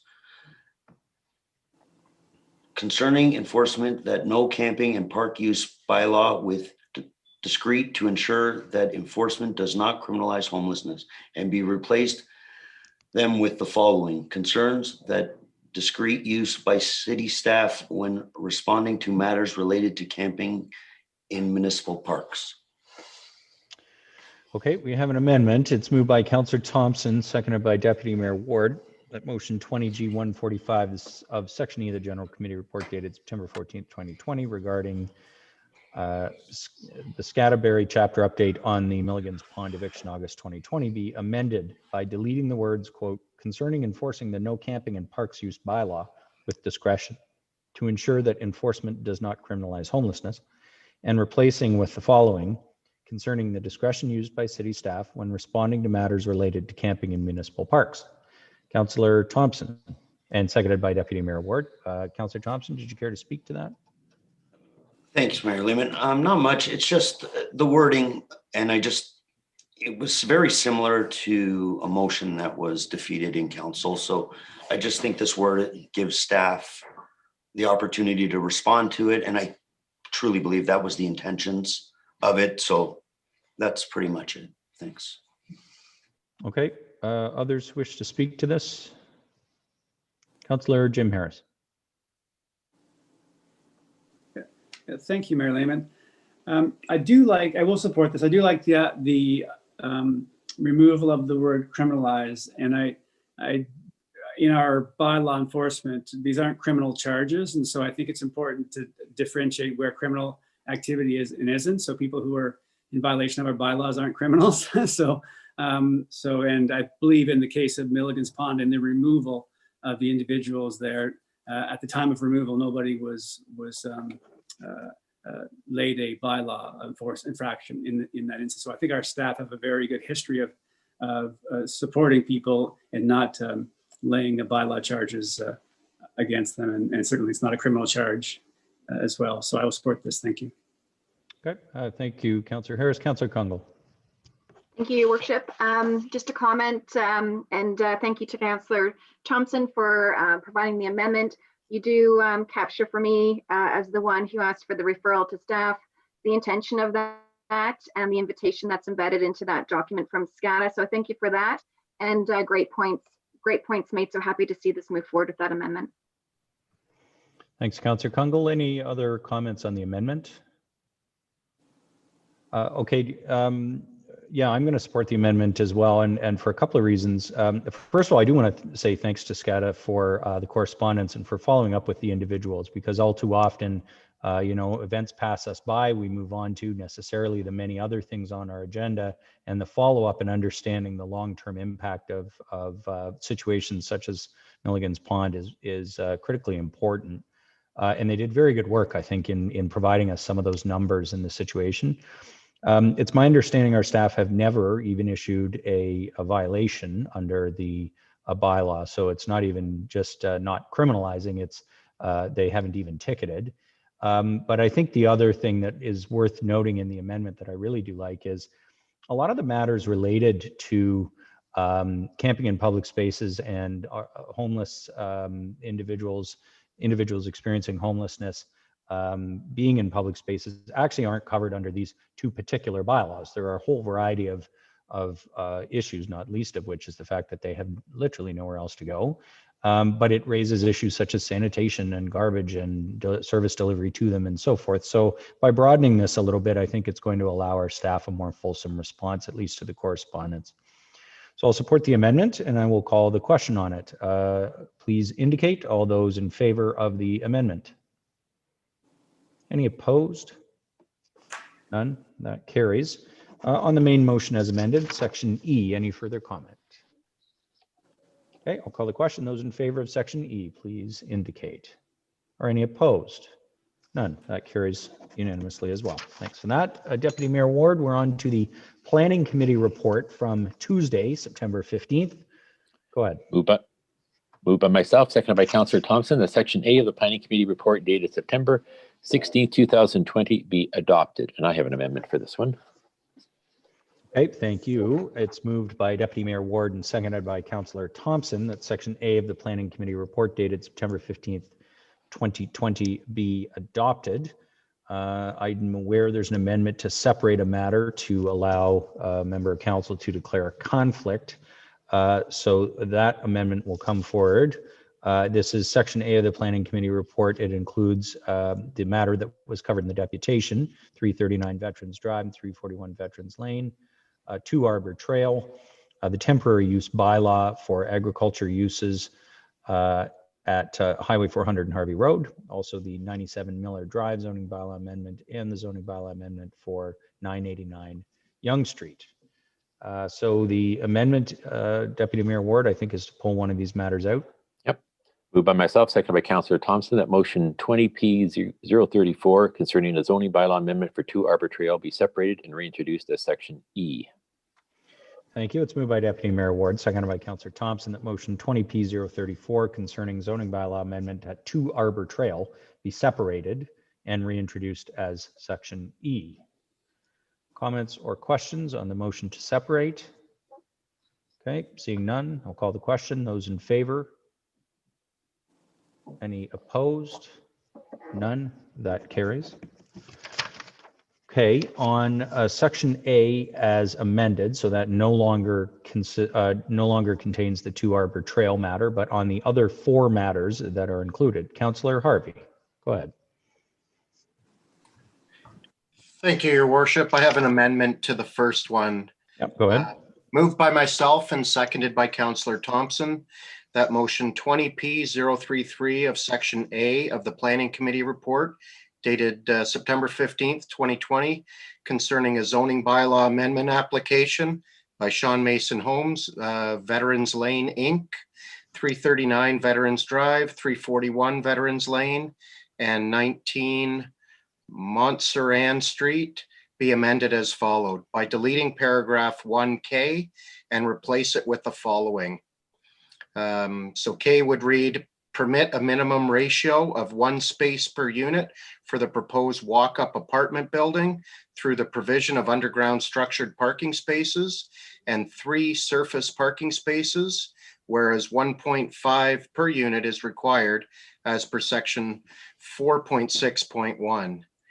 And also by deleting paragraph 1L and replacing it with the following, that a minimum ratio of 1.8 spaces per unit be provided, inclusive of 13 parking spaces and an underground structured parking lot, whereas a minimum ratio of 1.5 spaces per unit would be permitted. Okay, thank you very much. We have an amendment moved by Councillor Harvey, seconded by Councillor Thompson, that motion 20P33 of Section A of the Planning Committee report dated September 15, 2020 concerning the zoning bylaw amendment application for 339 Veterans Drive, 341 Veterans Lane, and 19 Montserrat Street be amended as follows: by deleting paragraph 1K and replacing with the following: 1K, permit a minimum parking ratio of 1 space per unit for the proposed walk-up apartment building through the provision of underground structured parking spaces and 3 surface parking spaces, whereas 1.5 per unit is required. By deleting paragraph 1L and replacing with the following: that a minimum parking ratio of 1.8 spaces per unit be provided, inclusive of 13 surface parking spaces and an underground structured parking lot, whereas a minimum parking ratio of 1.5 spaces per unit would be permitted. Councillor Harvey, would you care to speak to that? Thank you, Your Worship.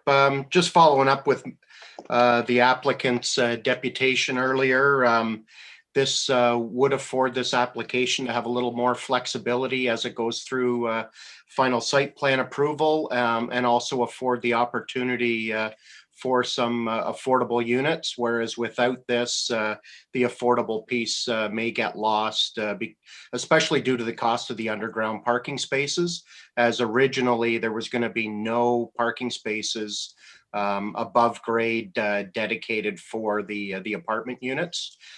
This will also afford the flexibility of potentially a couple of second suites in the end unit townhomes, as 2 of the end unit townhomes have the ability to have 4 parking spaces situated at each one of them. So that's the rationale behind it. It's trying to get, we're not going to hit our 10% on this one, but at least it gives the ability of hitting some of our affordable housing units that we're desperately needing around the city.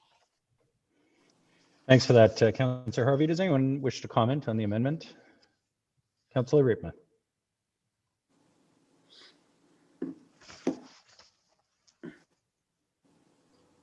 I just have a couple of questions, and I think it's to staff more than anything.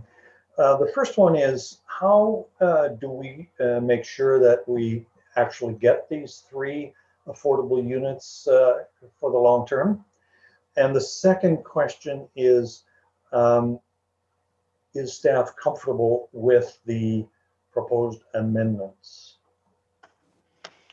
Good questions, Councillor Riepma. I will, I guess, address those to Ms. Miller or Ms. Banfield. Ms. Banfield? Through you, Mayor Lehman, to Councillor Riepma. Staff stand behind the recommendation in the staff report to keep the parking referenced as it is in the staff recommendation. And from an affordable housing piece, the applicant spoke a lot more about affordable housing this evening than staff have discussed with them. And so we would explore through the site plan how to secure the affordable housing, if that's still their plan, if it's still the applicant's plan. Councillor Riepma. Thank you, Mr. Mayor. I think I'm having some trouble with the amendment. I think given the fact that staff are not in support, and secondly, I would like to see these 3 units that are going to be affordable secured, because it may well be that we give them the relief on the parking, but never see these affordable units. So I'm delighted with the affordable units, and I'm willing to make some trade-offs there to get them. I'm just concerned that we actually in the long run achieve them. So I'm inclined not to support the amendment. Okay, thanks, Councillor Rittma. Just a question then to you. Is the concern securing the affordable units itself or with the policy? I only ask because staff might further comment on how they can ensure that the affordable units are in fact secured. Is that the nature? I'm concerned about the affordable units. We're being offered 3 affordable units in exchange, if you will, for the change in the parking. I'm concerned that we might say, yes, we'll agree to the parking, but never get the affordable units. So if staff can assure us that that won't be the situation, then I'm much more comfortable. I was going to suggest just procedurally that since this matter is still subject to the passage of a bylaw, which would in due course, I believe, be on council's agenda in 3 weeks due to the Thanksgiving holiday. Ms. Cook, is that correct? Generally, yes, it would be the next council meeting. So it would be after Thanksgiving, would be October, I can't remember the exact date. October 5th is actually, no, it's before Thanksgiving. October 5th would be the next council meeting. I'm sorry, okay. So Ms. Banfield, could you provide a memo as to the assurance that council would have by the time the bylaw comes forward? Could you provide an accompanying memo indicating how we can be assured that we are going to see 3 affordable units constructed here? Mayor Lehman, absolutely. Okay, it's a bit awkward, Councillor Rittma, and you're obviously entitled procedurally to do as you see fit or care to argue for. But I just wanted to raise that additional approach that we might take if at the bylaw stage we're not satisfied that that's a strong enough security to ensure the affordable units. Of course, the bylaw could be held or referred back at that point, but we would have passed the point of debating the specifics of the policy. So I recognize that issue. Just thought I'd throw it out for your consideration. No, I'm comfortable with that. I just want to secure those 3 units. So if we can do that by the time the bylaw comes to us, that's great. Yeah, I thought you might be supportive of what the developer wants to accomplish or says they want to accomplish by making the change, and but we want to be sure that we'll get it. So fair enough. Any other comments on the amendment that's on the floor? Okay, seeing none, I will simply ask staff if we can receive that memo in advance of the council meeting in which we consider the bylaw. That'll give us a chance to do our due diligence. If we have any dissatisfaction with that, that would be great. And with that, I will call the question on the amendment. Those in favor of the amendment, please indicate. Anybody opposed? Okay, none, that carries. On the motion as amended twice now, this is section A of the Planning Committee report. Are there further comments or questions? Okay, just as a reminder, we've pulled out the 2 Arbor Trail matter. We have amended the Veterans Drive matter. This is also the other 3, which was the temporary use bylaw, also 97 Miller and 989 Young. I will call the question. That's what you're voting on as amended. Those in favor of section A as amended? Are any opposed? None. That carries unanimously by those present. Thank you very much, Deputy Mayor Ward. We are on to section B. Moved by myself, seconded by Councillor Thompson, that section B of the Planning Committee report dated September 15th, 2020 be received. Thank you. It is moved by Deputy Mayor Ward, seconded by Councillor Thompson, that section B of the Planning Committee report dated September 15th, 2020 be received. This is the report of the public meeting with regards to 521 Huronia Road. Rest assured, anyone watching, this is simply to receive the report from the public meeting. It is not a decision on this application. Comments or questions on section B? Okay, seeing none. Those in favor of section B? Are any opposed? None. That carries unanimously. Section C, please.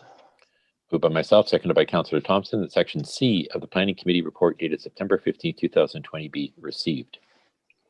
Thank you. It's moved by Deputy Mayor Ward, seconded by Councillor Thompson, that Section C of the Planning Committee report dated September 15th, 2020 be received. This is to receive the two presentations that we heard at Planning Committee on Tuesday of last week concerning the growth report and the status update on the new OP. Comments or questions? It's to be received. Seeing none, those in favor, please indicate. Any opposed? None. That carries. Section D, please, Deputy Mayor Ward. Moved by myself, seconded by Councillor Thompson, that Section D of the Planning Committee report dated September 15, 2020 be adopted. It's moved by Deputy Mayor Ward, seconded by Councillor Thompson, that Section D of the Planning Committee report dated September 15th, 2020 be adopted. This is the 79 Gowan Street matter. Councillor Jim Harris, go ahead, sir. Thank you, Mayor Lehman. I'd like to put this on the floor, and I have an amendment. Go ahead. Moved by me and seconded by Councillor Thompson, that motion 20041 of Section D of the Planning Committee report concerning zoning bylaw amendment application Mayor Lampert Holding Limited, 79 Gowan Street, be amended by the following paragraph. To add paragraph 6, that correspondence be sent to Metrolinx requesting that they permit a reduced setback at 79 Gowan Street that will allow the proposed development to be constructed with a front yard setback generally consistent with the other buildings on Gowan Street. And I can speak to that. Thank you. Thank you very much. It's moved by Councillor Jim Harris, seconded by Councillor Rob Thompson, that motion 20P41 of Section D of the Planning Committee report concerning a zoning bylaw amendment application for 79 Gowan Street be amended by adding the following paragraph. That correspondence be sent to Metrolinx requesting that they permit a reduced setback at 79 Gowan that will allow for the proposed development to be constructed with a front yard setback generally consistent with the other buildings on Gowan Street. Councillor Harris. Great. Thank you, Mayor Lehman. As we heard earlier from Ms. Mackey and also last week in our discussion, there's great interest in having this development in Allendale and in the area by the Metrolinx station. There's been very little development over there over the years there, surprisingly, given it's a transit hub and the location is so favorable. So there's factors that are at play that are creating this challenge, and we feel that these are manageable. And we also want to recognize, as we did last week, there's been a great deal of effort on behalf of a lot of people. The ANA, as noted earlier and last week, city staff, the developer and his representatives, and also through our MPP's office as well. What we really are hoping to do, and we've heard some good commentary, and I've spoken with Mr. Scott from the ANA around the possibility, obviously, of the city weighing in officially on this. And also we've heard from Mr. Miles Wilson from MPP Canyon's office that they will weigh in with a letter of support as well for the hope of moving this building to the front, which is the preferred location. But we also recognize that, as staff have prepared in the report, that putting the building toward the back is also possible. And there are methods and mechanisms to make this work as well. Certainly, this street, and if you've driven down Gowan, you will recognize that there are opportunities for revitalization, Allendale in and of itself as well. We also recognize, and we hope we get the building to the front, this is what this motion's about, but should be at the back. If you were to take a tour down Cumberland, you'll notice there's very different setbacks. Some are well off the road. They're very different. And maybe in the fact that some things are different, there's also some attraction to that versus having the symmetry of every building at the same distance. So I would encourage council to support this, and hopefully through our efforts, through both city council and through our MPP, we'll be able to have an effect on getting this building to the front. Thank you. Thanks, Councillor Harris. Anybody else wish to comment on this application or amendment? Pardon me. Okay, seeing none, just briefly. Oh, sorry, go ahead, Councillor Rietma. Thank you, Mr. Mayor. I'm very much in support of this amendment. I think I raised it at the last meeting. And I think one of the persons that we should have a great deal of empathy for is Mario Lampert. He has spent a great deal of time and energy on this one, and certainly we all want to see this site being successful and being developed. And I think it's great. First of all, I would say my experience with the 30-meter setback from Go is that it's not based on any science whatsoever. It's just the 100 feet converted to metric and pulled out of the air. And I think that with a little bit of discussion with Metrolinx, here I'm hopeful that we can get it down to a 20-meter setback in this area. And I think that will benefit not only this property, but the whole street, because we don't want to be affected by this kind of setback when we're looking for redevelopment to occur in the whole area. So I'm very supportive of this proposal. Thank you. Thanks, Councillor Ripma. Any further comment?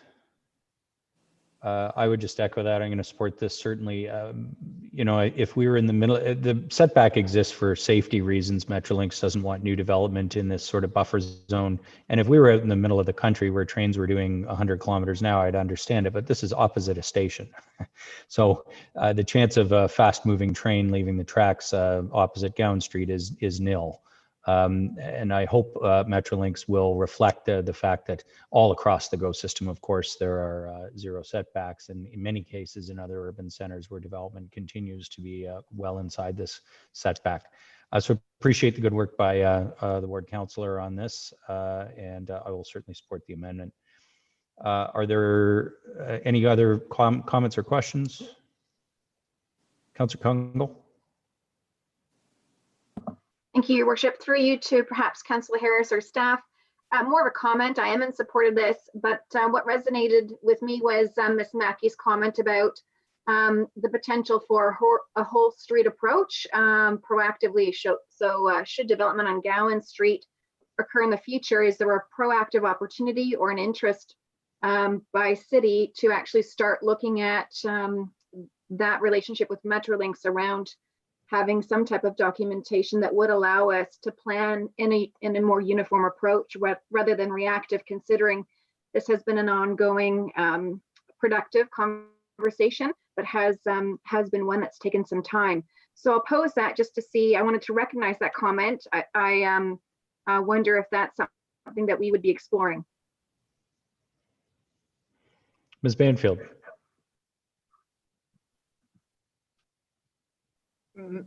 Through you, Mayor Lehman, to Councillor Kungl, when we do that correspondence with Metrolinx, we can certainly express our interest in Council's desire to look at a broader range, I suppose, of something like that for this Metrolinx setback. Thank you. I think it would be opportune to at least see if there is any type of resistance, and being aware of that in advance of any type of future development, so we know if we need to be having different conversations. Thank you. Thanks, Councillor Kungl. Any other comments on the amendment? Okay, seeing none, I'll call the question. Those in favor of the amendment, please indicate. Any opposed? None. That carries. On the motion as amended, section D, comments or questions? Okay, seeing none, I'll call the question. Those in favor of section D as amended? Anybody opposed? None. That carries unanimously as well. Section E, please, Deputy Mayor Ward. Moved by myself, seconded by Councillor Thompson, that section E of the Planning Committee report dated September 15, 2020 be adopted.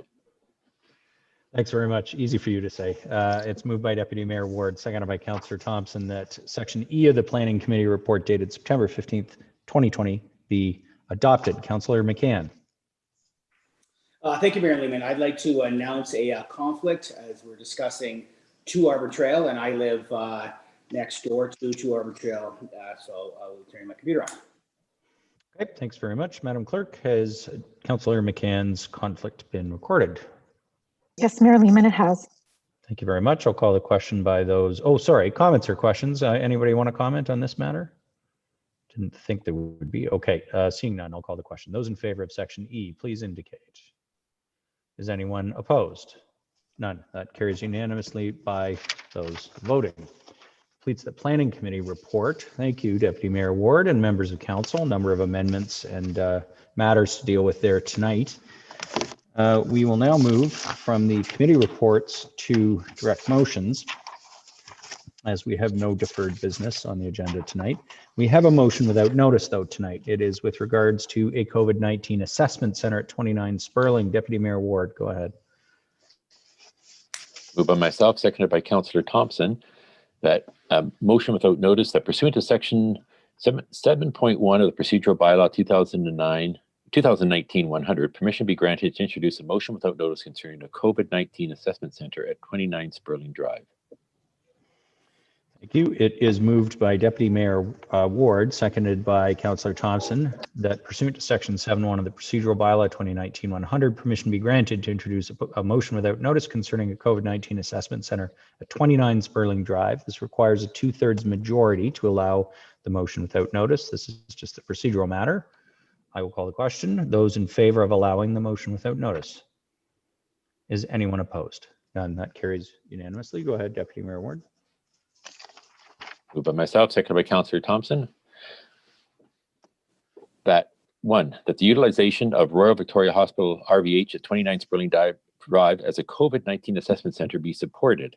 2, that the sale of 29 Sperling Drive be temporarily suspended for a period of no longer than 18 months.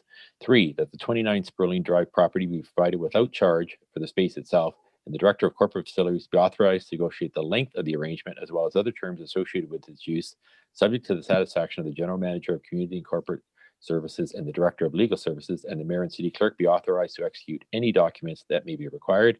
4, that RVH be authorized to undertake minor changes to the property to facilitate its use as a COVID-19 assessment center at its own cost.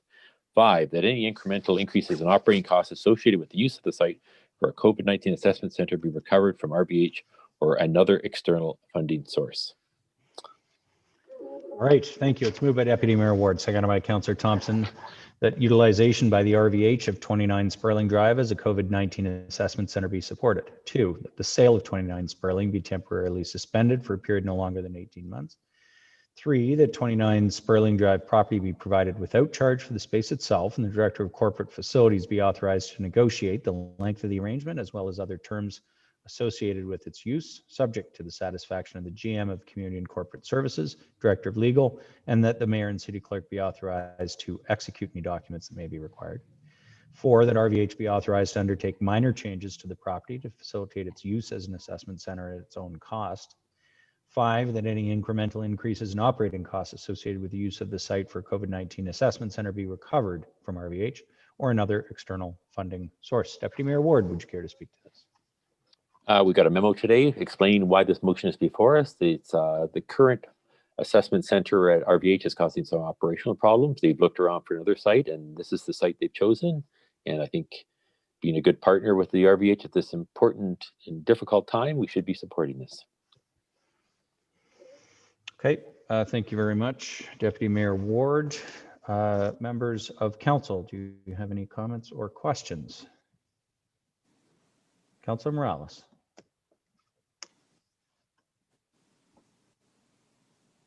Councilor Morales?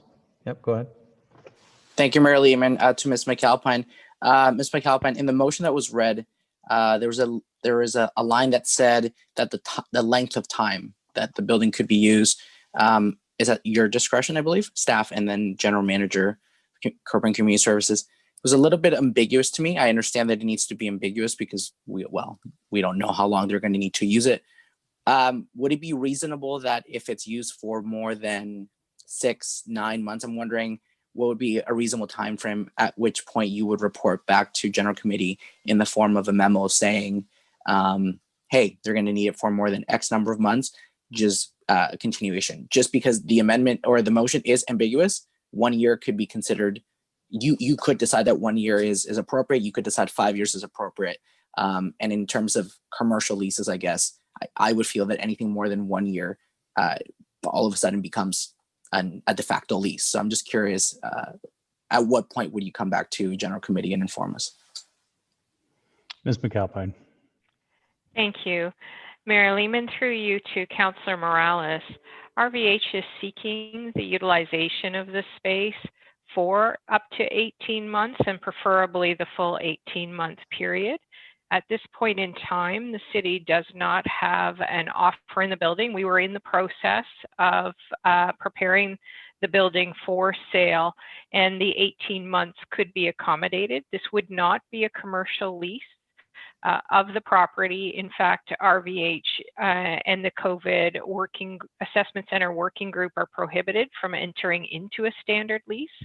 So the city would be providing the property at no charge and suspending any sale process for up to 18 months if this motion was approved. Follow-up question to that. Do we need to suspend the sale process? And what I mean by that is buildings of this nature move slowly. They're not like residential. So would it be possible for staff to continue with the marketing and the sales approach and just be very clear with any potential buyers in our marketing? Pretty simple, saying there is currently, a use, and the use is up to 18 months. So, let people who are shopping for buildings shop for buildings. And if it doesn't work within their parameters, no big deal. But I just don't know if there's a specific reason why we would need to remove it.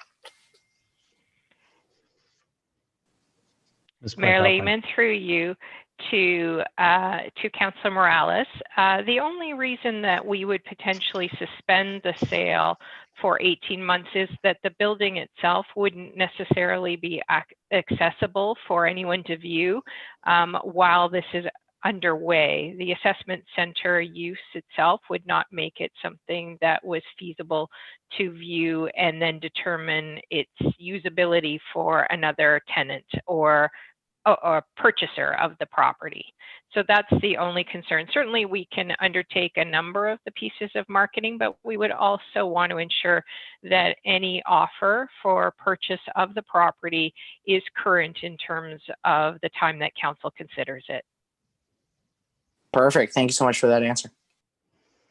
Thanks, Councillor Morales. Councillor Harvey. Thank you, Your Worship. More of a comment than anything, but I do invite Ms. McAlpine to chime in if she sees fit. Personally, I think this is going to be a real win-win for both sides here. It's going to accommodate a huge public health issue that we have in our area, and also too the residential market might be hot right now. But I can rest a hold that the commercial side is nowhere near as hot. So this will delay the sale by 18 months. It'll provide the services to our residents in and around Simcoe County that are much needed. And most likely this property will be able to be sold at a higher value in 18 to 24 months than what we'd be selling it for right now too. So it's obviously a win-win for the taxpayer in this one too. Point, Councillor Harvey. Thanks for that. Any other comments, members of council? Okay, I'll certainly support this as well. Anything we can do to assist in expanding the testing capacity locally, especially at this time, can't come soon enough. And it's certainly something we can do with an empty building. And Councillor Harvey's quite right. I don't think there's any need to be rushing with the sale process under the current conditions. So I'll call the question. All those in favor of the direct motion, please indicate. Are any opposed? None. That carries. Okay. And I think it's important to note, just because we are going out live, and I'm sure this will gain some attention in the community, this does not mean that this building is available tomorrow as a COVID-19 assessment center. Far from it.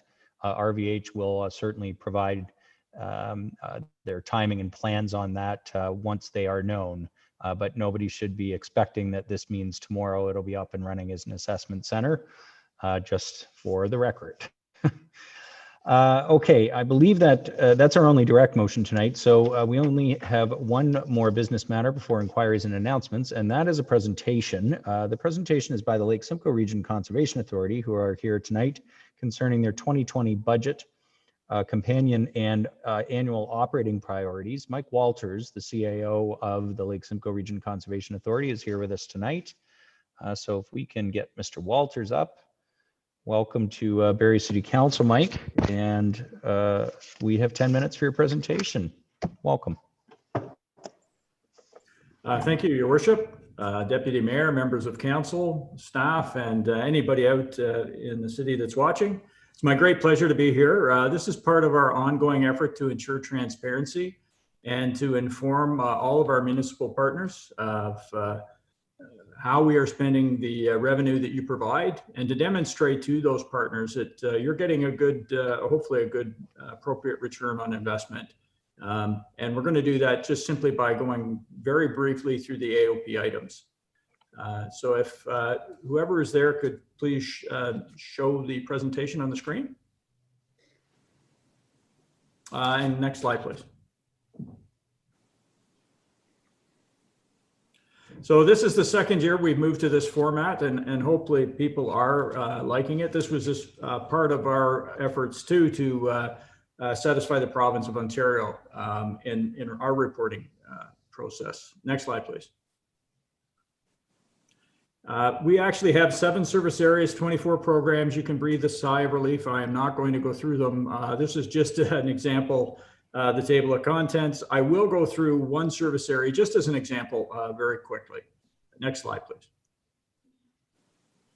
When you open the document, you do get a summary first of what the budget companion talks about. This is our summary of our budget for 2020, a little more than $21 million. It shows operating and capital. It shows the 7 service areas listed below, the revenue sources and the expenditures type. So you can actually look to see how we are spending the resources, as I said, they're being provided. Next slide, please. This is just one of those program areas, or service areas, sorry, water risk management. And within water risk management, there are 4 program areas: flood management and warning, source water protection, water management restoration, and water science and monitoring. As you can see, there's 10 full-time equivalents that work on this program. And you can see from the pie chart again, where the revenues are actually going. And I'm extremely proud to say that more than half of our budget in this area goes towards restoration efforts, which are to undertake projects to improve water quality or reduce flooding and take people out of harm's way. Next slide, please.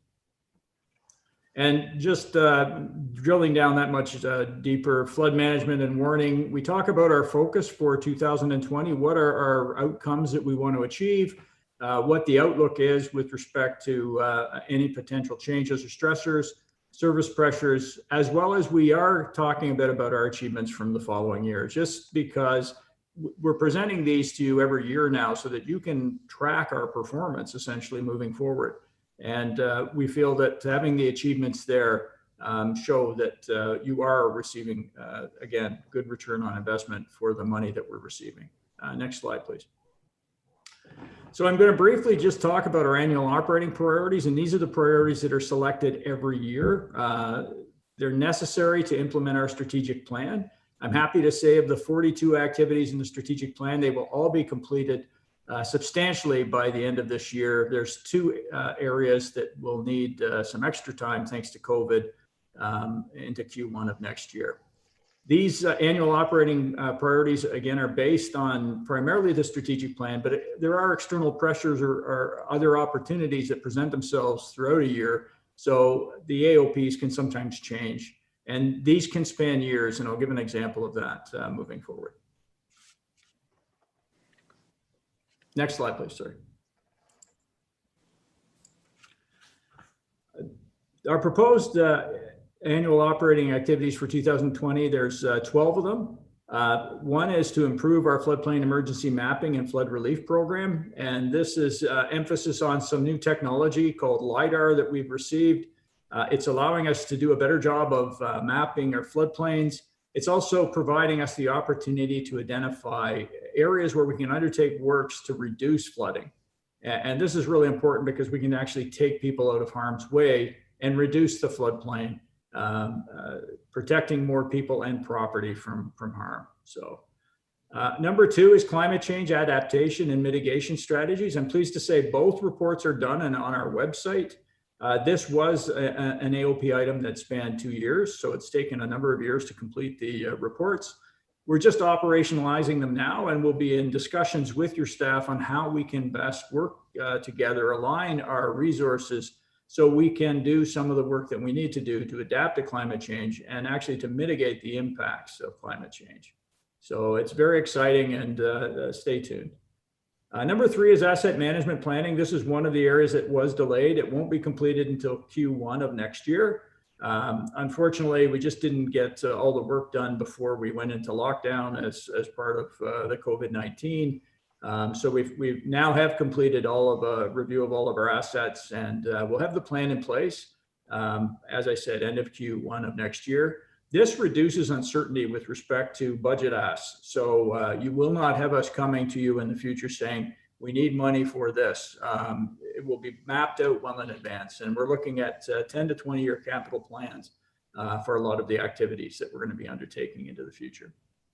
Number 4 is to enhance service delivery for plan review and regulation.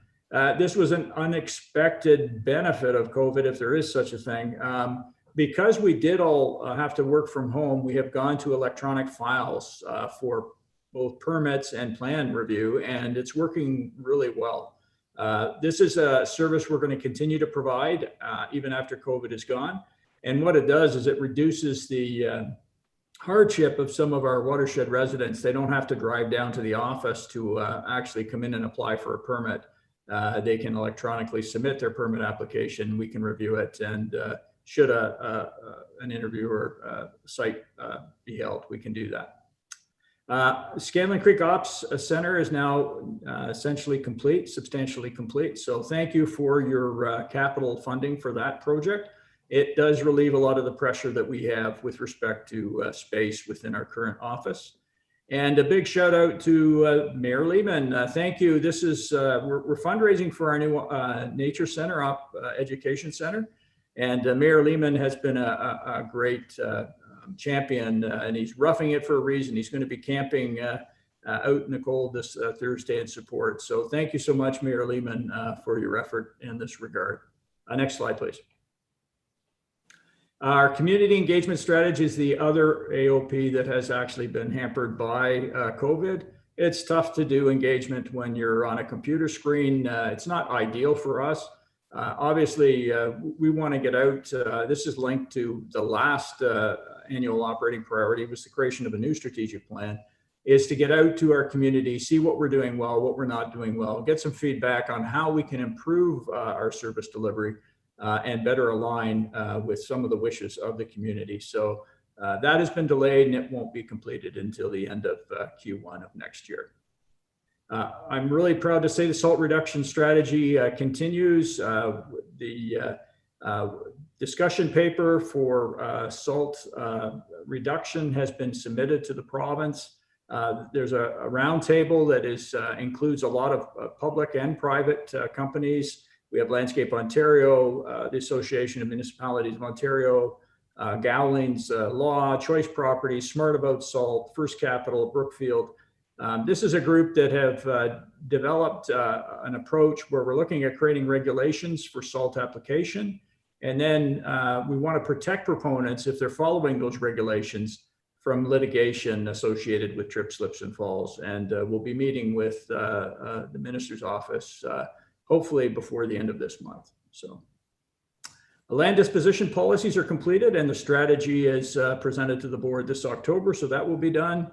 We are continuing our restoration efforts with all of the partners across the watershed, our municipalities, the province, and landowners who are willing to undertake projects. Technical and financial assistance is being made available, and essentially a quarter of our budget of our $20 million is devoted towards restoration, not only water risk management, but also ecological management. The creation of wetlands, grasslands, and planting of trees. We continue to implement the Lake Simcoe Protection Plan with the province and are working with them diligently, as they are going to be releasing the 10-year review of the Lake Simcoe Protection Plan and Act. And finally, our last annual operating priority is we're completing a draft strategic plan. When I say draft, it will go out to all of our municipal partners to make sure that we are aligning our services with your wishes, and hopefully we can find those outcomes that are mutually beneficial. So We think we might be changing it up from a 5-year to a 3-year plan, given the issues associated with COVID and uncertainty. But you will be hearing from us, and this probably will not be released until Q2 of next year, to ensure that we have adequate consultation, as well as we can reflect what we've heard back from the community in the document and from our municipal partners. So next slide, please. So our path ahead remains clear. We continue to move ahead, trying to improve water quality and quantity. We are increasing our natural heritage systems. We're creating wetlands, we're planting trees, creating more forest and grasslands. So a lot of the projects completed with that resourcing that we're getting from our municipal partners is bearing fruit. We are engaging the community, as I said, to try to find that balance between social, economic, and ecological needs. And really the best thing we can say is the partnerships we've developed with our municipalities, interest groups, the province, the federal government, they're really starting to work, and we're starting to see benefits associated with that. I'm going to include the build industry as well, because we have partnered with developers across the watershed. They are providing a large part of the revenue that we're using to restore the watershed through offset programs. And that was done in cooperation with them, not in conflict. So I want to give them a shout out as well. And then finally, we're going to continue to monitor all of our progress and report out to our partners in the community as part of our transparency. Next slide, please. So with that, just before I leave, I do want to thank Councillors Riepma and Councillors Alwyn for sitting on our board of directors. They've done an excellent job representing the city of Barrie, and we do appreciate their involvement. So thank you very much, Mayor Lehman, and with that, I'd be more than happy to take any questions. Great, thank you very much, Mr. Walters, and members of council. Any questions? Councillor Aylwin. Thank you, Mayor Lehman, and thank you, Mr. Walters, for the presentation. I don't have any questions because I've had a chance to look at the budget as a board member, but I did want to take a moment to recognize the fact that Mike Walters is retiring after 36 years at the Conservation Authority. I haven't been on the board for very long, but in that short time, I've seen how professional he is at the helm of that organization. And the LSRCA is, I would say, the most highly respected conservation authority in the entire province. And I would just want to take a moment to thank Mike for his work and congratulate him and wish him well in his retirement. Thanks so much. Thank you very much, Councillor Owen. Councillor Congal. Thank you, Your Worship, through you to Mr. Walters. Thank you for the presentation. And again, I've been looking on the website, and do wish you well in that fundraiser. And it looks like an exceptional campaign around Roughing It for a Reason, and great creative ideas in the time of COVID around how we engage community in such things. So well done. My question relates to invasive Phragmites. And so I've had the recent experience in education with stakeholders in Ward 3 around Little Lake, and knowing that that's the Nottawasaga Valley Conservation Authority, did want to ask you a bit about when I'm looking at your agenda for 2020. I didn't want to make some assumptions, but I was looking at your ecological restoration and comments around wetlands and tree planting, but I was hoping you could share a bit for me around are Phragmites, invasive frag, identified as an issue of concern?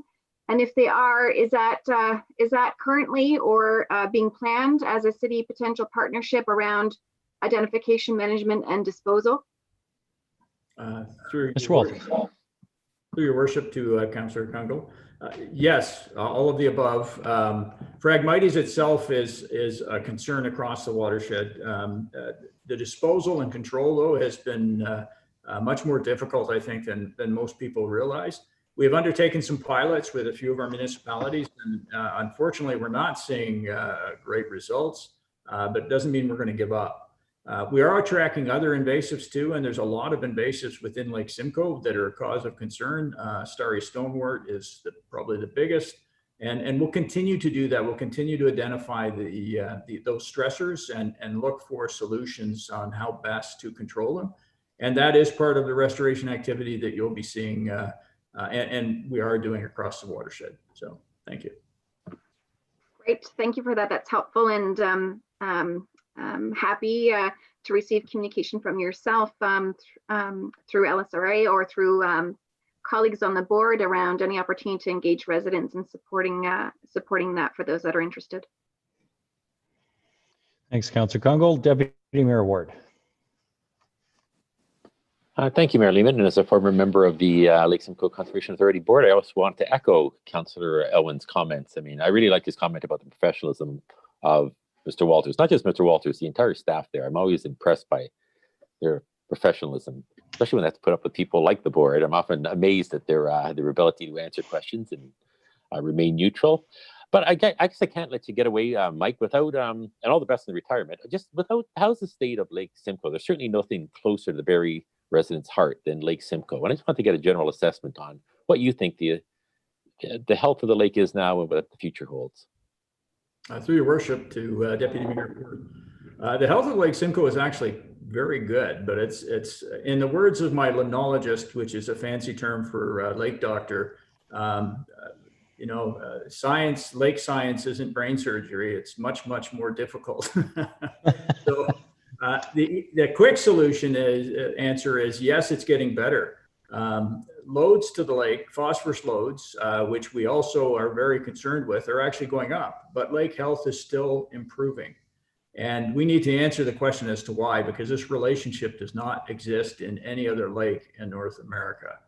And again, we have a number of thoughts of why that's the case, but people can be at least satisfied with the fact that the Lake Simcoe is almost at the oxygen target, which is one of the key performance indicators that we use. That means that the cold water fish species that are in the lake can thrive.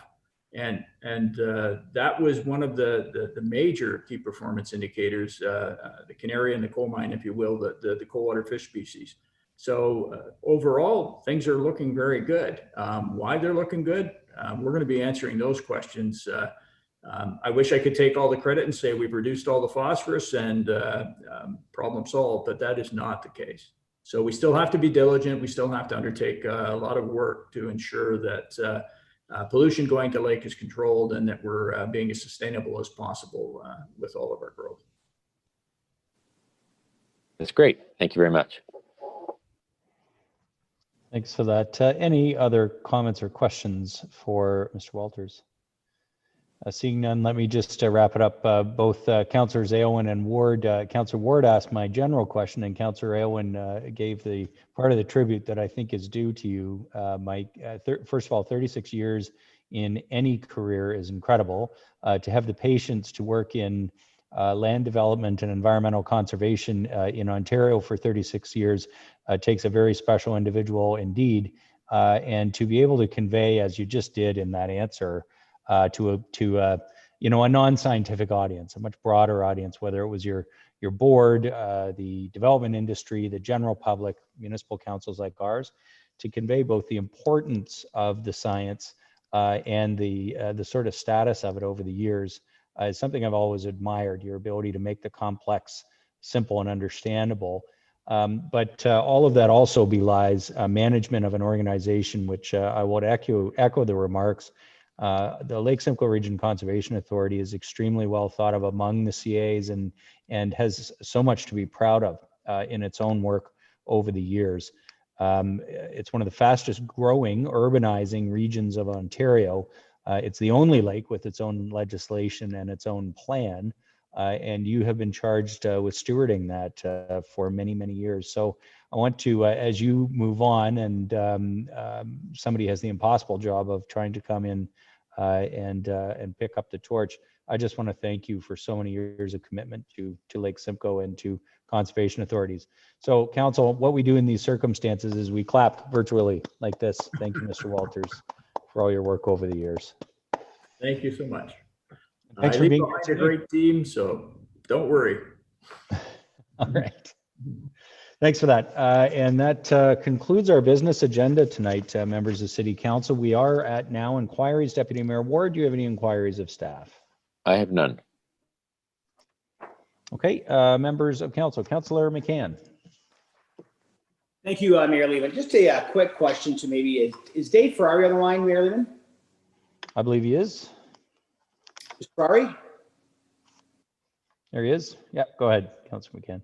Mr. Ferrari, just a curious question that due to COVID-19 and a lot of tennis players and pickleball players are requesting that the nets stay up longer. Have you factored in what time you're planning to take the nets down?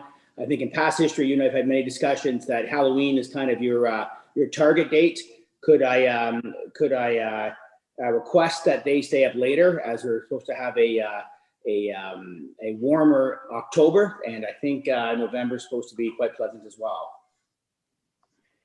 Your Worship and members of council, we will certainly investigate that. It certainly depends on the weather at this point.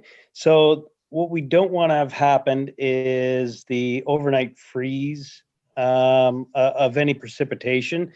Last thing we want is a slip and fall on a court. So we will certainly take the comments into consideration, and we'll monitor the weather.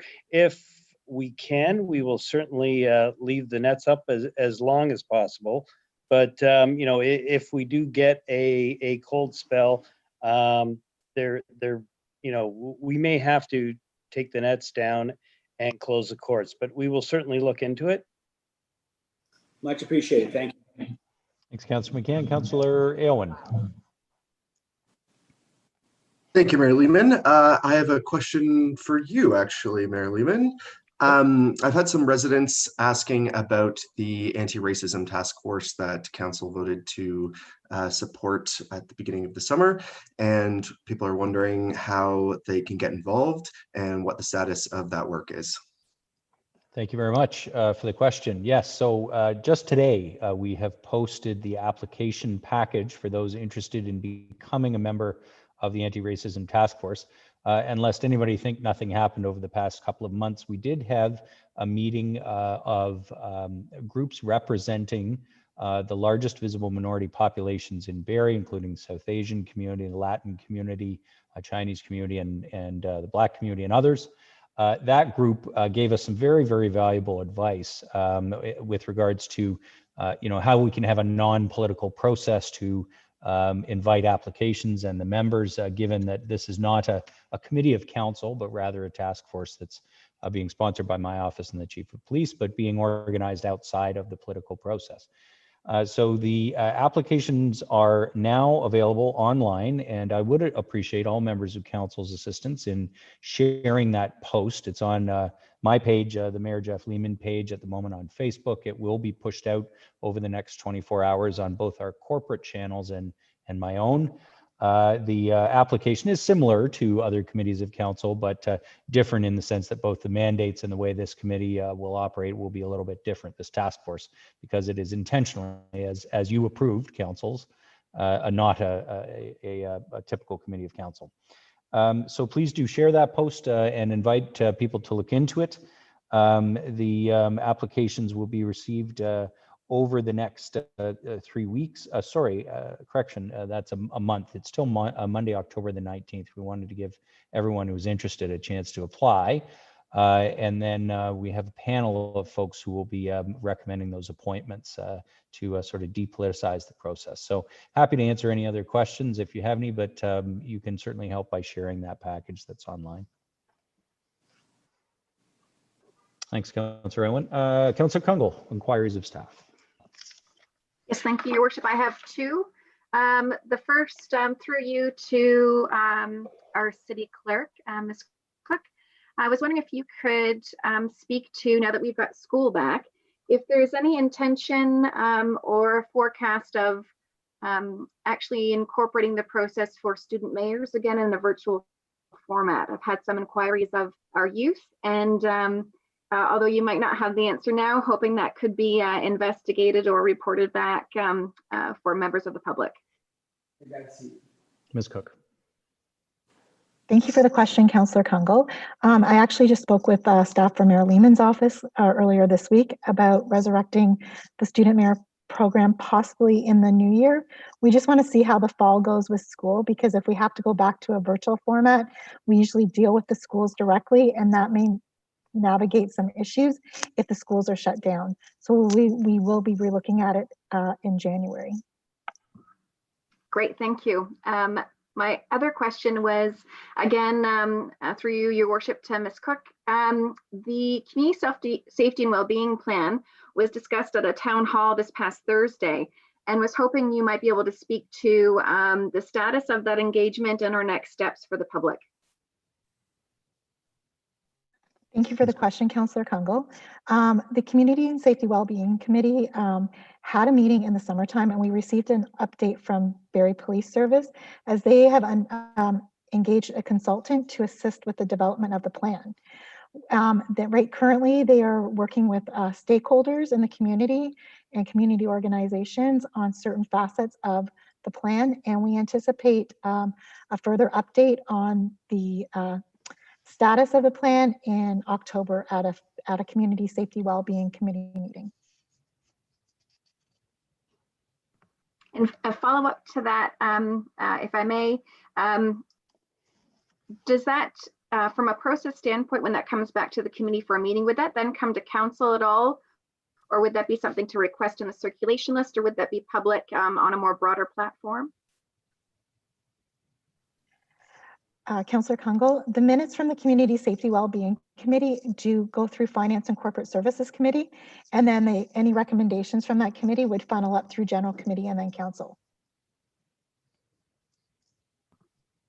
Thank you. And lastly, my assumption will be then, as our reference committees, I don't believe have yet to be booked, but are intended to be booked, we would have then a Finance and Corporate Services Committee timed to meet to receive that in October. Yes, I think we're tentatively planning the 6th of October for Finance and Corporate to be confirmed very shortly. Great, thank you. I have no more questions. Great, thanks, Councillor Kungl, for that. Any other inquiries of staff, members of council? Okay, seeing none, announcements. Deputy Mayor Ward, any announcements? No, sir. Any other announcements, members of council? All right, Councillor Harvey, I saw you first. Thank you, Your Worship. Just want to remind residents in Ward 7 and actually this development's of such a magnitude, I think it would be of interest to many residents throughout the city. But tomorrow evening at 7 p.m. we're having a neighborhood meeting in regards to proposed development situated at 674 Essa Road, which is the lands at the corner of Mapleview Drive and Essa Road, where they're proposing several buildings on the 25-acre parcel of land that range in height from 2 stories to 27 stories. So again, to register and take part, you have to go onto the city's website, or you can go on straight on my website, and it has direct links off of garyharvey.ca, and it's tomorrow evening at 7 p.m. And the more input we get from the residents, the better. Thank you. Thank you very much, Councillor Harvey. Councillor Kungl. Thank you. Just wanted to share a hold the date for members of Ward 3. For those on Stoller and Osprey, we are going to be doing, in partnership with Living Green and city staff, a bit of a cleanup event, tree planting and mulching of the ravine. Some of you that live by the ravine have engaged with me around concerns around the status of the trees there, and wanted just to let you know that although the numbers will be capped, a communication will come directly to individuals living on Stoller and Osprey. If this is of interest to any other residents, by all means reach out to me, and happy if you're interested in volunteering your time. That'll be an afternoon event, likely from 2 p.m. till 5 p.m. on October the 21st. Thank you very much, Councillor Kungl. Councillor Owen. Thank you, Mayor Lehman. I have a very exciting announcement on behalf of the Downtown Barrie Business Association. The Downtown BIA and the City of Barrie are collaborating this year to bring open air Dunlop and culture days to life in Downtown Barrie. So beginning Saturday, September 26th, that's this Saturday, and then the 4 Saturdays following, Dunlop Street East between Mulcaster and Clapperton will be closed from morning until midnight to vehicle traffic. And the public is welcome to bike or walk along the street to check out our newly constructed streetscape, which is looking beautiful, by the way, to visit a local patio or a shop, and to discover local artists and their works. And this is part of the city's economic recovery plan for our downtown and the broader community, where we will see the patio season extended until October 19th this year. So again, that's open air Dunlop and Culture Days coming to downtown Barrie this Saturday, September 26th. Take a walk in the street. That'll allow for some physical distancing in the street as well. Remember to bring your mask, keep your distance, and keep following those public health guidelines while you enjoy our downtown. Thanks. Thank you very much, Councillor Owen. Any other announcements, members of council? Councillor Riepma. Thank you, Mr. Mayor. I just wanted to let everyone know that the Heritage Awards nominations are now open. So if you know of a person or property or group that really stands out in terms of heritage in the city of Barrie, the nomination forms are on our heritage page on the city website, and please nominate someone for an award this year.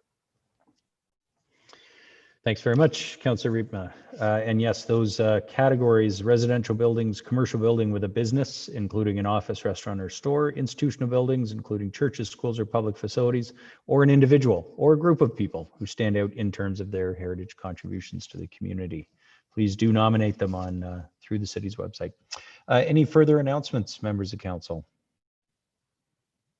Okay, seeing none, I have a few others. First of all, we would like to proclaim the week of September 21st to the 26th as Barrie Historical Week in the city of Barrie, and this leads naturally into our Culture Days celebrations, which are coming. Local businesses and artists will pair up for Artists in Biz program, and the applications are open for the Culture Days program. So this is obviously, with COVID, going to look quite different. It's expanding beyond the traditional weekend of events, which are mostly in person, to a interactive 4-week schedule of activities starting on the 25th, running until October 25th. Please, everyone, participate, show appreciation for your local artists and cultural groups in your own community. And of course, artists and businesses that wish to apply, we need your applications as soon as possible because it's just about to start. You can visit barrie.ca/culture days, not digs. But on that digging notion, the We Dig Downtown project, of course, has moved a little bit further west. And as such, there is 2-hour free parking at the Chase McEachern lot, including that gravel lot at 15 Bayfield, as well the Maple Avenue Central parking lot until the end of the construction project. So that is free downtown at the moment. What have I missed? A reminder to everybody, of course, that the emergency measures bylaw is still in effect. And of course, Ontario's recently amended the emergency order to limit the size of gatherings as we are seeing a rising caseload. So gatherings, 10 people at an indoor event or gathering, and the maximum is 25 people at an outdoor event or gathering. Please note, you can't put those two numbers together and end up with 35. It is one or the other. The bylaw, of course, is all about helping to try and prevent further spread of the virus. And it augments, of course, the 2-meter physical distancing, which we all need to continue to practice. This is the number one thing we are hearing from the health unit, that it is social gatherings that are the primary concern right now. So the size has been limited, but none of that changes that you need to distance from those that aren't in your social bubble and continue to wear masks indoors. What else have I got here? There is more information on this on our website, or of course on the Public Health Unit's website. Two others. The Allendale Rec Center, Holly Community Center, and the East Bayfield Community Center, of course, are now all open, but you need to reserve a time to use these facilities. It's not just drop in, so please do look for more information on the website. That's at barrie.ca/rec updates. And please watch for a battery collection bag in the mail. You will be sent one. This is how to safely get rid of your old batteries You can put the bag with dead batteries at the curb on your collection day during the week of November 2nd, right after Halloween. So watch for that in the mail. Bylaws, Deputy Mayor Ward. Moved by myself, seconded by Councillor Thompson, that leave be granted to introduce the following bills, and these bills be read a first, second, and third time this day and finally passed. Bills 80, 81, and 82. Thank you. It is moved by Deputy Mayor Ward, seconded by Councillor Thompson, that leave be granted to introduce the following bills, and these bills be read a first, second, and third time and finally passed. Bills 80, 81, and 82. Comments on the bylaws? Seeing none. Those in favor, please indicate. Anyone opposed to the bylaws? None. Carries unanimously. Deputy Mayor Ward. Moved by myself, seconded by Councillor Thompson, that leave be granted to introduce the following bill, and this bill be read a first, second, and third time this day and finally passed. Bill 83, the confirmation bylaw. Moved by Deputy Mayor Ward, seconded by Councillor Thompson, that leave be granted to introduce the following bill, and this bill be read a first, second, and third time this day and finally passed. Bill 83, the confirmation bylaw. Comments or questions? Seeing none, those in favor of the confirmation bylaw, please indicate. Is anyone opposed? None. That carries unanimously. Can I have a motion to adjourn? Motion to adjourn. Councillor Thompson, seconded by Councillor Deputy Mayor Ward. We are adjourned. Thank you, members of council. And for those watching, we will be back with General Committee next Monday night.